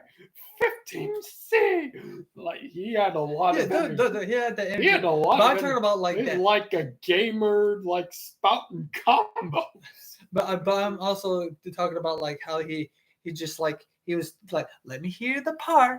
Superman would come to save us. He just has to get into someone's face and just tell them that they're damn wrong. And also the part where like he tricks an old lady. He's foul. He tricks an old lady to buy a fucking yacht. Well, not to buy a yacht. He tricks an old lady and then inherits the yacht. It's like, I have the boat. Y'all can have the rest. He doesn't care about anything else. He just cares about the yacht. Wanted the yacht. The man was a hater. The man just wanted the boat. But the boat, it's big. You could trap I don't know. You could have two goons trap a woman and a child in there. A man's got to have priorities. And here's the thing. I will use Superman Returns as evidence. A lot of people complained about the goons in Superman, especially the Raptors. Especially how dumb, how the Raptors, they were dumb in this film. They were basically just bodies. And how, they were basically just bodies to throw at Superman. I can't remember. I think his name was I Know Nothing from the Tundra. He had said, he told me that one of the goons in Superman that was holding the baby hostage, the green baby, could just while the problem with the scene with the where he could have easily just snapped. Yeah, when what's his name? Metamorpho. I believe his name was Metamorpho. Metamorpho, whatever. Made a sun. When he started shining like a miniature sun. The goon, all he had to do was just either choke the baby, snap the baby's neck, or just bang the baby's head against the wall. Turn off that light! I get that he was blinded for a second. He was like, so he didn't know what was going on. He could have just dropped the baby. He could have just simply dropped the baby. But Superman Returns, however, the goons are stupid. They literally could. You know how Lex and Lex Luthor and Eve. In their defense, they have known the kid had superpowers? No. I'm talking about in the scene where they're running away from the giant kryptonite pillar. Right? They got Lex and Eve Tessmacher, assuming her name, got all the way. They could not.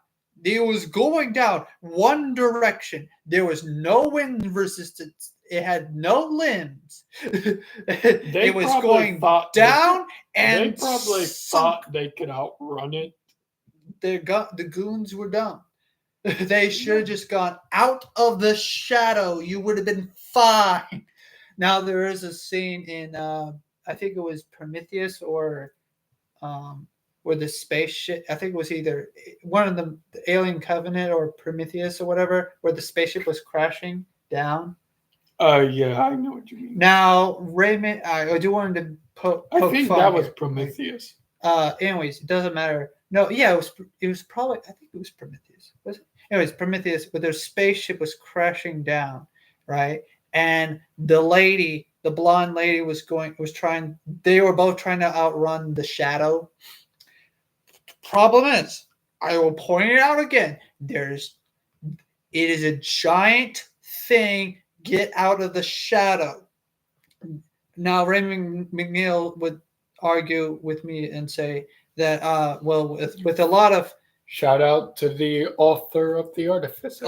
When a lot of people can't predict where a tree is going to go when it falls, or when a lamppost or a light post, whatever, when it falls and whatnot. But the thing is, though, we're talking about a giant spaceship thing that is going one direction. And my counter argument to a tree falling and a lamppost, it has branches. Of course, it's going to alter the course of due to it's going to change the course of its direction. Well, one thing I'd like to point out is that because when an object's falling down, most people are going to look up. Most people will panic. I will give Prometheus. Most people are going to panic. They're going to be looking up and behind them as they're running, which slows them down because they're so busy craning. But they're also running. They're craning their necks back, which messes up their equilibrium because they're running at a lopsided angle. Instead of just looking down at the shadow so they can get a good idea of where the object's going to crash, they can move out of the way of the shadow and then look up once they're certain they're out of the way of the shadow. Then they can decide how much further they need to run. I'm just saying, still, with any object that has branches, of course it's going to lean and Wind. There's going to be wind resistance. There's going to be many branches with a tree. Depending on the lamppost, if it's a lamppost that has a branch to it, yeah, okay, it's gonna.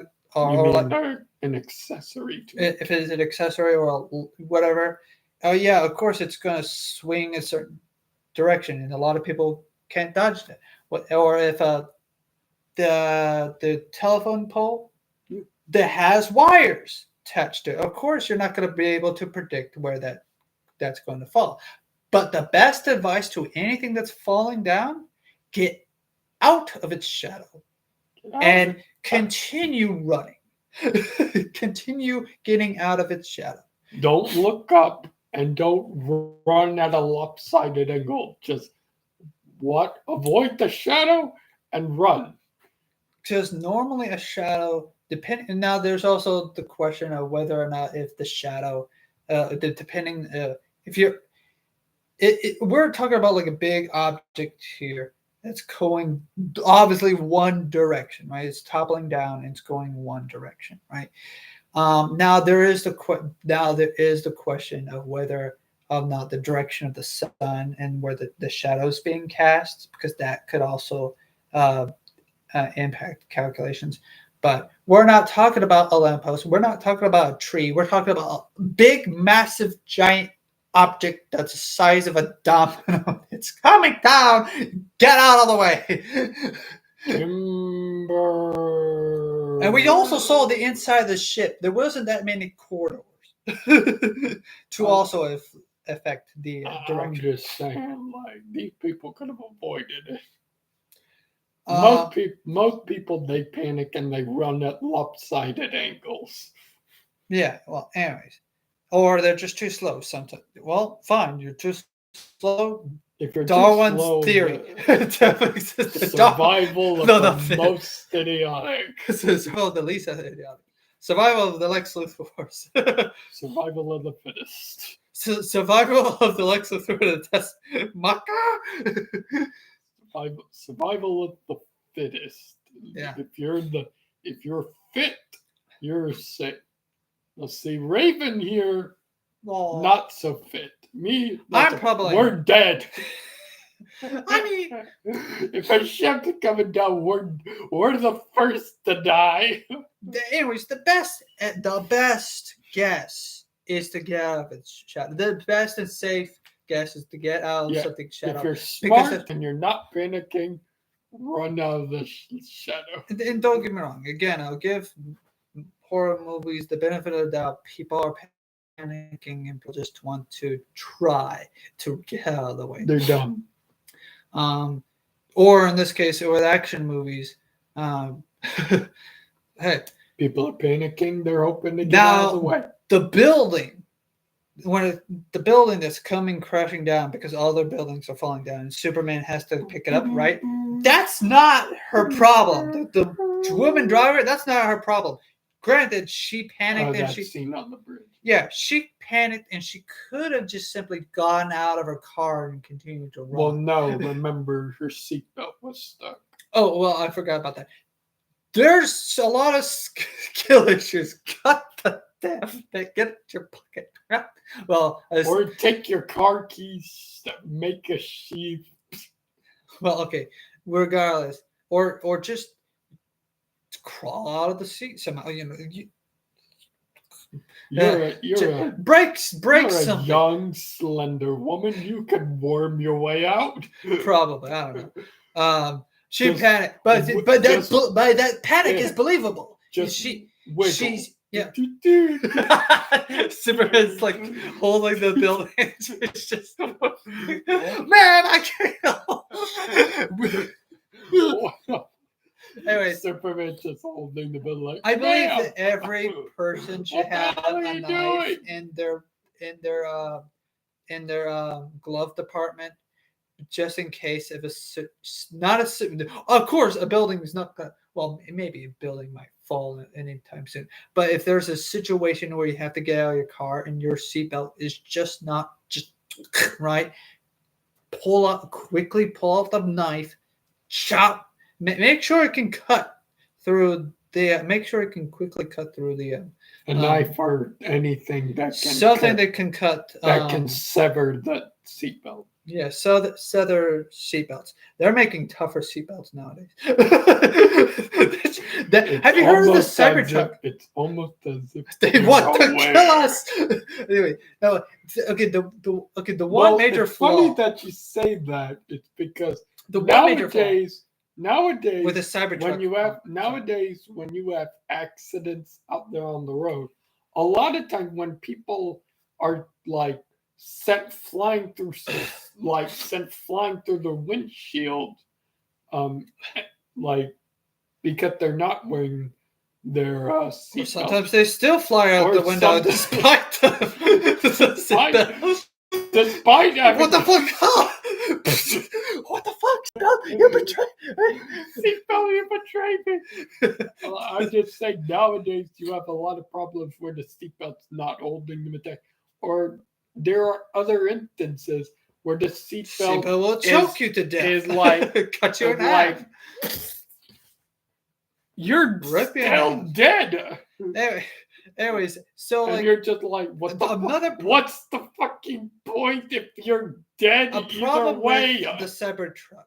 At least not make enough it flexible enough to hold you. Not enough people point this out. I know this is nothing to do with Superman at the moment, but another problem with the Cybertruck is that the fireman axe cannot break through the windshield. That's the bad idea. Ideally, that's good if you're like, oh, there's a bunch of people trying to kill me or something. You want to make sure they can't break in. Yeah, you don't want to break in, right? Protection is the most, right? Or if your truck is suffering from like monoxide poisoning, or not necessarily something like that, or if you get out, or if it crashes into the river or something like that, or if you're in a sinkhole, you need to climb out. You need to get, and the door's not opening for some reason. The firemen need to be able to break the window or the windshield. So there's at least make an escape. Superman would need to be able to punch that motherfucker. Evacuation seat. That should be a thing. Anyways, that probably has. Mr. Incredible's dead.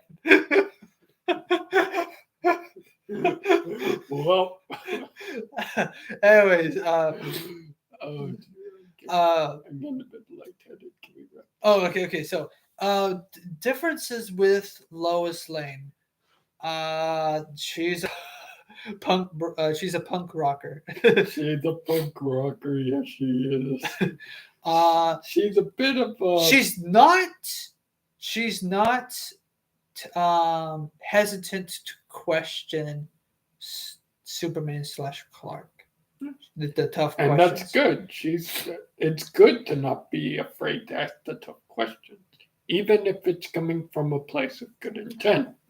But the to compare, I don't think there is any really comparison to Snyder's Lois Lane other than that she's the pretty woman.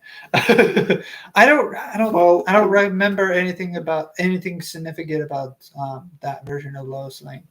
I just don't. But the Christopher Reeves, she was smart. She outsmarted Clark with a gun, a prop gun, a blank, and got him to reveal his identity. Now we don't know how the identity was revealed to her because they skipped that origin story skipped. Or in this case, romance story. We also in the Christopher Reeves movie, in the second one, it was revealed to her because he tripped and fell, and his hand fell into the fire pit. Yeah, and when she looked to inspect it and saw that he was fine, no burns or anything, she was just like, "You are super." Well, she suspected he was Superman throughout the entire movie, but still, and she had to confirm it. but we don't have that here, so we don't have that gauge because of like in intelligence. this movie But- she already knows. But we also don't have that gauge of how crazy she is. The Daily Six are crazy people, right? Let's just get that out of the way. They got into. Yeah, I was crazy. It's crazy enough to get into Mr. Terrific and march into a military. Okay, it's crazy. She's crazy enough to not only evacuate the city late, which mind you, they did not evacuate the what's his name? Mr. Perry White did not evacuate the city at all. They did sort of. They got into the Mr. Terrific mobile and the orb, and instead of test piloting the Mr. Terrific orb, it should be a cube. Trial by error. Or sphere, sorry, or Mr. Terrific had the T-spheres. I thought they were T-squares for some reason. No, they've always been T-spheres. I don't know what gaslighted me. Remember Injustice? Anyways, the T-spheres. Anyways, a giant T orb, whatever, mobile. I like kind of like the. You have all this fancy tech, but you can't get a fancy garage. You have a flying saucer, but you can't make a faster garage door. It's a work in progress, right? Was this movie woke? What does that mean anymore? What does that mean anymore? She wasn't a girl boss. She was just a punk rocker. There's a difference. They're doing a girl boss. I can understand being annoyed by the girl boss attitude, female characters that have been just plaguing Hollywood here recently, and Dollywood or whatever. But Bollywood, Hollywood, made in Georgia films and whatnot. But here's the thing. She wasn't a girl boss. She was a punk rocker. A punk rocker. And then Jimmy Olsen was Jimmy Olsen. Superman's a refugee. He's not an illegal. Well, he kind of is an illegal immigrant, but he's not like in the same sense of like what we have here. So I don't know what Fox News was complaining about. That was weird. They were saying that they were comparing him to MS-13 game for some reason, but I didn't understand that at all. He's a refugee. He's from another planet. He's a refugee. We're not going through a refugee crisis. We're going through an illegal immigration crisis. So let's take that out of the equation altogether. So I just want to get that out of the way because, like, my gosh, the internet just wants to hate this film in any direction, whether it be politics, whether it be the actor. By the way, the actor of Jamie Olsen is, I think it was born in Israel or something like that. And so people are calling him a Zionist or whatnot. Everyone hates Israel right now. I don't like people need to stop hating Zionists. That's what I'm going to say. People just need to stop hating people. The only people you stop hating Superman. The only people he's also Jewish. The only people you should hate are serial killers. You need to hate Lex Luthor's, right?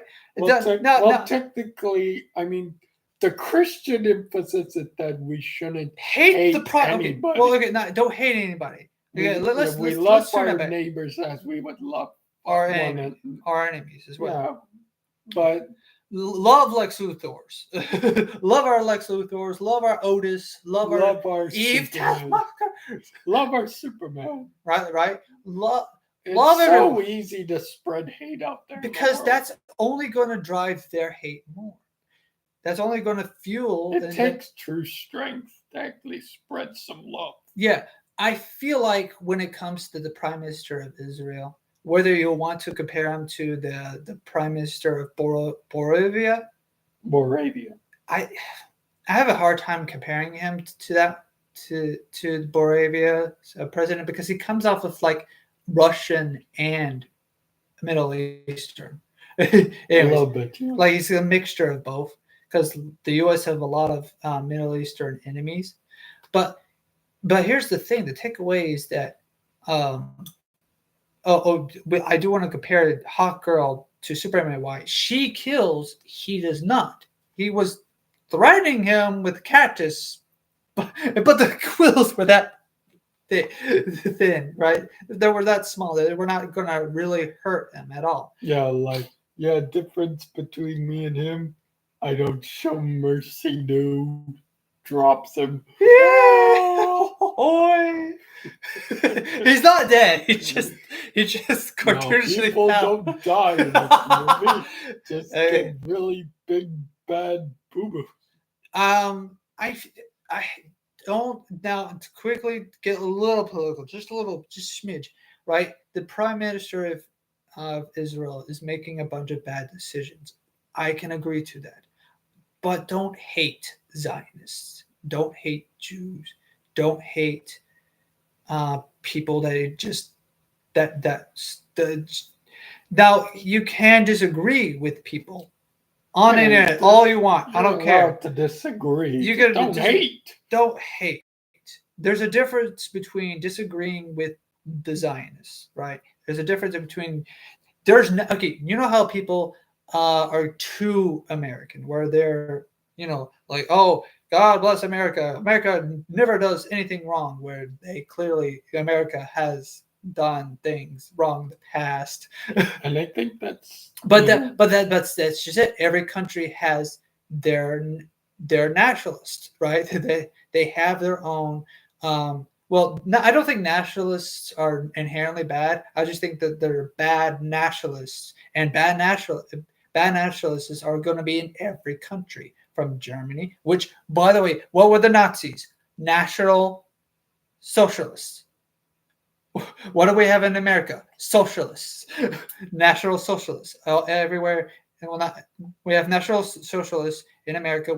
That you're going to have some sort of, not Nazi necessarily, but you're going to have someone that is going to view Israel or Chile, Brazil, Japan as like, oh, our country's the best. Oh, our enemies should just die, right?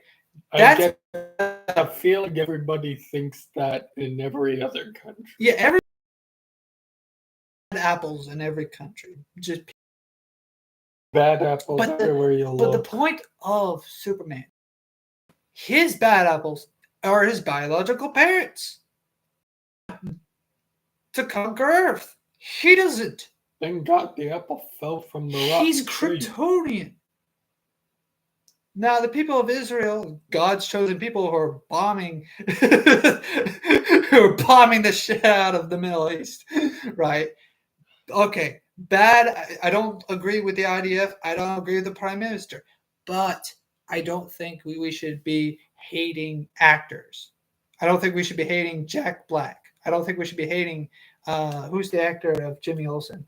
I don't know. Well, the actor of Jimmy Olsen. I don't think we should be hating just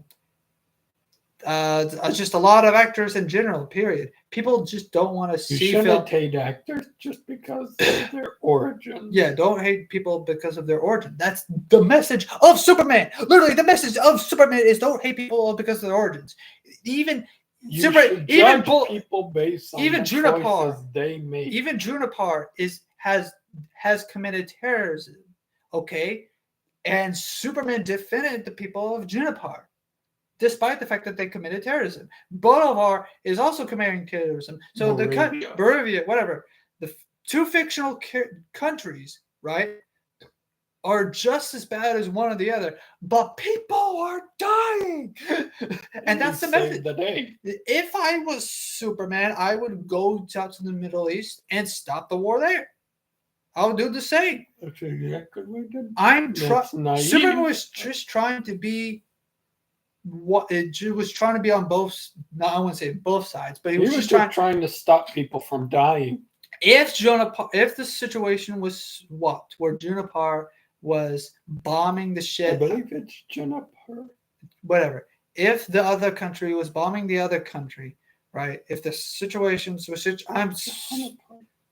I'm pretty sure Superman would have gone and just saved the day. That's what he does. He saves the day. Yeah. That's the message of this live stream when it comes to the whole political spectrum, is that forget about it. Superman's not about that. He's trying. Yes, he is committing crime to save the day. But the thing is, he's not focused on that. He's a vigilante. People forget that he's a vigilante. He's literally committing crime to save the day. Superman was never really about adhering to the social norm. It was always about saving the day, saving people, saving lives. Social injustice. He protects people who are being harmed. He protects people who are being... heck, he defeated the KKK! In the comics, Superman renounced his American citizenship just so he can serve the world. He defeated nicotine in that one commercial. He likes hot cocoa in another commercial. The hot chocolate. He defeated Captain Cold. Yeah. He just does good things. He's not a Jesus allegory. Is it a naive way of doing things? Probably. Yes, it is. But is he a Jesus analogy? Probably not. Let's get that out of the way. I don't consider him as some sort of messiah like Snyder was trying to. It's not a Jesus allegory. The allegory is a God trying to live among mortals, or a guy with godlike abilities trying to fit in with. He's ignoring the fact that he's all powerful to save people. Yeah, it's almost, if anything, I think I Know Nothing said this. He's mostly like Moses in a way. Granted, trying to part the Red Sea to get the people across. Yes. Now, granted, Moses also, with God's power, he also brought upon plagues. but in the sense of what he does. Terrible plagues. Superman, I cast plagues. I guess with the plagues. Why did we ever move to Egypt? Yeah, anyways, the takeaway of Superman isn't that he isn't some sort of Snyder man, right? He's not even a saint. Yeah, he's not Superman is not even a saint. He's just a confused blue Boy Scout. There's I want to say about the film. And I feel like we really haven't covered the film because we kind of sort of, while we're also spoiling the film. By the way, I feel like if anyone decides to comment down below about their hatred of this film and to type about why we're wrong, I'm just gonna picture you as the Lex monkeys on the keyboard. If you ever said, "Well, I think your opinion is wrong about this, that, and the other," be respectful in the comments. At the very least. I'm sorry. I'm already picturing you as Lex Monkey. Just be respectful. Lex Monkey. Superman. If you got the film wrong, or if you have opinions, share them in the comments like we're sharing. Your opinion is wrong. Blah blah blah blah blah. You're Lex Monkey. You can just Lex you Monkey. can just tell us your opinions in the comments down below, and just say what your opinion is. And I might agree with you to a certain extent. There might be something we'll agree with you on. But again, I feel like you might be a Lex Monkey if you're gonna be rude. If you're gonna be typing out rude Superman shit. is super. This is why it's woke, because this outdated term, which by the way, it doesn't mean that at all. There's actually a different term. Not different term. The original term for woke was actually a 1980s term, I think. It was actually an earlier term before 2016, before that politics of films and like, oh, the bad. It just say it's bad writing. Okay, can't people go back to saying it's bad writing instead of it's woke, or it has these political messages that I don't like? Because that's not Just it. use your 'Cause words, people. use your words. There's no political. There's no. I don't see. Well, personally, I don't. I personally don't see the left leaning or the right leaning message here. It's individual message. Superman. Superman saves the day. That's it. Period. End of history. Now, is it the most perfect Superman film? Probably not. Hardly. It's there's something. The first there's Superman a lot film. of flaws in this film. I will admit that there's a lot of flaws in every Superman movie. That, for example, the Christopher Reeves movie says it's. A lot of people say, "Oh, the Christopher Reeves movie can never be wrong." But the problem is with that opinion, or at least with that statement, is that he's a little too stoic in that film. And why I do like the fact that he montages that in all four films, he does like a montage of him saving the day. There will be multiple things going wrong throughout the planet, and he just on that fast I can somehow fix the wall of China with my eyes. Yeah, if you rewatch one of you remember the scene with the blue, the weird. He used his laser beams to seal and he also spun around the world so fast that he time travel to not only. No, he just sped around the world to so save fast Lois. He rewound time. Yeah, to not only rewind time so that he could be faster to fix those problems, but also to save Lois. Yeah. He's like, what did he do in that scene? He also screamed. A lot of people are saying that he showed emotion. Yeah, he did show emotion, but I feel like he didn't. I feel like Gunn showed a better aspect of emotion, or a better range of emotions in this film, because he was see a lot more side. He was sad when the guy was killed right in front of him, which they actually deleted a scene where they had to wipe the blood off of they had to do a thing where they had to wipe the blood off of his shoes or something like that, where he made the prime minister wipe the blood off of his boot or something, or wipe the blood off the floor with his back or something, and they thought that was like, okay, that's a little too much. They thought that was a little too greasy, not greasy, too what's the term? Gritty, yeah, too gritty, greasily. Sorry, too greasily. Anyways, but I feel like there was more range of his emotions in this film versus in Christopher Reeve's film, which by the way, a lot of people are saying, oh, he's a what do you call it? Not a crybaby. He's a what's the P word? Pansy. Pansy, I guess.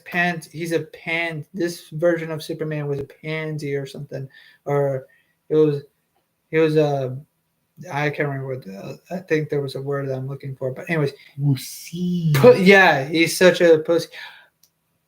Christopher Reeves literally well, he literally screamed, shouted and cried and did the emotional build up to him jumping in there and all that when Lois Lane died. Are you gonna also call him the pussy or a bitch or whatever? Obligatory reference to the pussy plant. I feel like y'all are being way too nitpicky. He has emotions. And there's someone who there's also a complaint about how how the speech, the "I'm human, I'm just as human." He's the blue Right. Boy Scout of the Justice League. There's one complaint I want to address here, where there was this one critique online where he says where he makes this whole speech against Luthor's like, you alien. It's like, well, guess what, Lux? I'm just as human as everyone else on here on Earth, right? And someone said like, well, you should have just shown that instead of tell that. He did show that throughout the entire film, where he makes mistakes and where he was just as human as anyone else. And he also went to his parents to recuperate with the fact that his parents are probably evil. And he also evil, right? Evil. And they reassured him, right? And then, but they did a lot of showing in the film. But the thing is, they're also conflating with show don't tell with conversations. This is a conversation. You have to tell with a conversation. Lex and Superman are known for getting into arguments. That's what they do. They get into arguments. You have to show this argument happening so that the show and tell works best when you show what he can do, what Superman's powers are, versus telling us what Superman's powers are. That's what show don't tell is. You don't have Superman say, I can see, I have X-ray vision. You show that he had X-ray vision, which I forgot he had X-ray vision in this film. When you see the insides of the show don't tell isn't with arguments. Okay, show don't tell is with how powers and abilities and weapons work. Weapons, that's what armor and skills. That's what you do with don't tell. Show don't tell. That's what you do with that. Not with arguments, not with monologues. Monologues are meant for inspirational speeches. That's what that speech was for. I feel like people just forget things. But I also want to talk about show don't tell with the Fantastic Four, but that's for a different difference. Because that will get to that would that will explain. I know. I'm sorry, but that will explain further.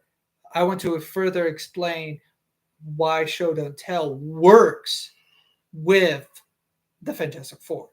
Anyways, he's getting lighted. He's getting tired. I could technically go on all night, but however, I can't do that without someone to be, with someone to like go back to back with their opinions. Well, I feel like we've covered all the major topics of Superman. There's some smaller topics we can go on, like with different characters and whatnot, and different plot points. Like we can do that with a different video. But no, not just a different video. Well, no, but we've covered the general concepts of the movie and all the. I feel like we did. I feel like we covered what we liked and what we did not like about the movie, and that was what our goal was here. Not to talk about the entire movie. We didn't technically do that, but what? Talk about what we liked and didn't like. Well, I feel we could say that for the next live stream for the comparison. I will say this for the favorite scenes and least favorite scenes. Well, no, I'm not talking about that. Just in general, what we liked or didn't like about the film. We just did a broad overview. Well, and compared and contrasted to older films. Well, yeah, but these were.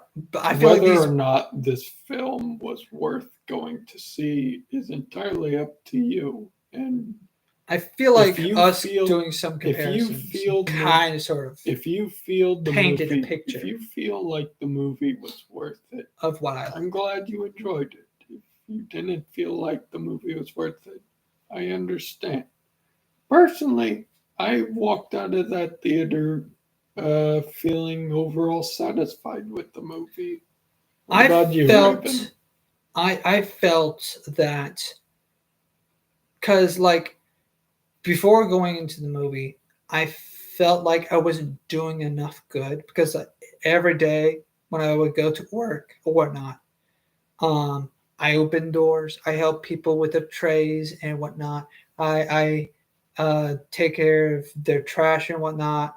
And I work at a restaurant, right? I work in the lobby. I give out hats and whatnot. I'm nice to people. I'm generally a nice guy, and I feel like I just wasn't doing enough.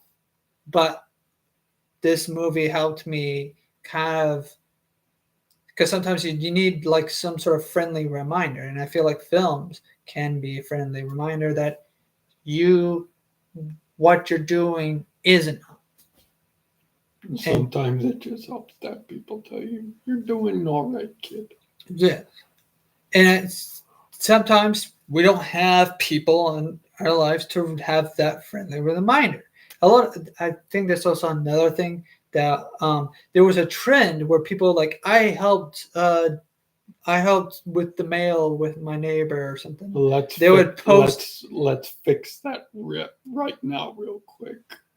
On behalf of us here at the Random Fandom, we'd like to remind each and every one of you seeing this: what you do is important, and you matter, no matter what. Just remember that. And just remember, believe in the you that believes in yourself. I feel like I got that from an anime. Gurren Lagann. No, Gurren Lagann. I was spoiled this quote from Death Battle, I think, but it didn't really matter because I still watch it. I'll still watch this Gurren Lagann eventually. I have it on the list. I have a list of things to watch. I have an even bigger list of things. It's believe in the you that I believed in you, or something like that. It's believe in the believe in the you that believes in yourself. No, it's believes in the. He said something because he believed in him. And he believed in him. He already believed in him. Okay. He told him that he needed to start believing in the him that already believes in himself. No. Because at the time he didn't feel like he believed in himself enough. No, he believed in his brother, but the brother believed in him. So he's telling him believe in the belief. He told his brother. He told his brother before dying. Before dying, he told his brother, believe in the you that believes in yourself. I don't think that was the quote. That was it. You can look it up.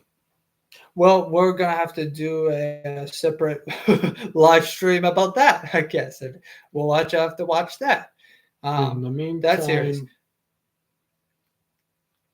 You matter. And we here at the Random Fandom Okay. Oh.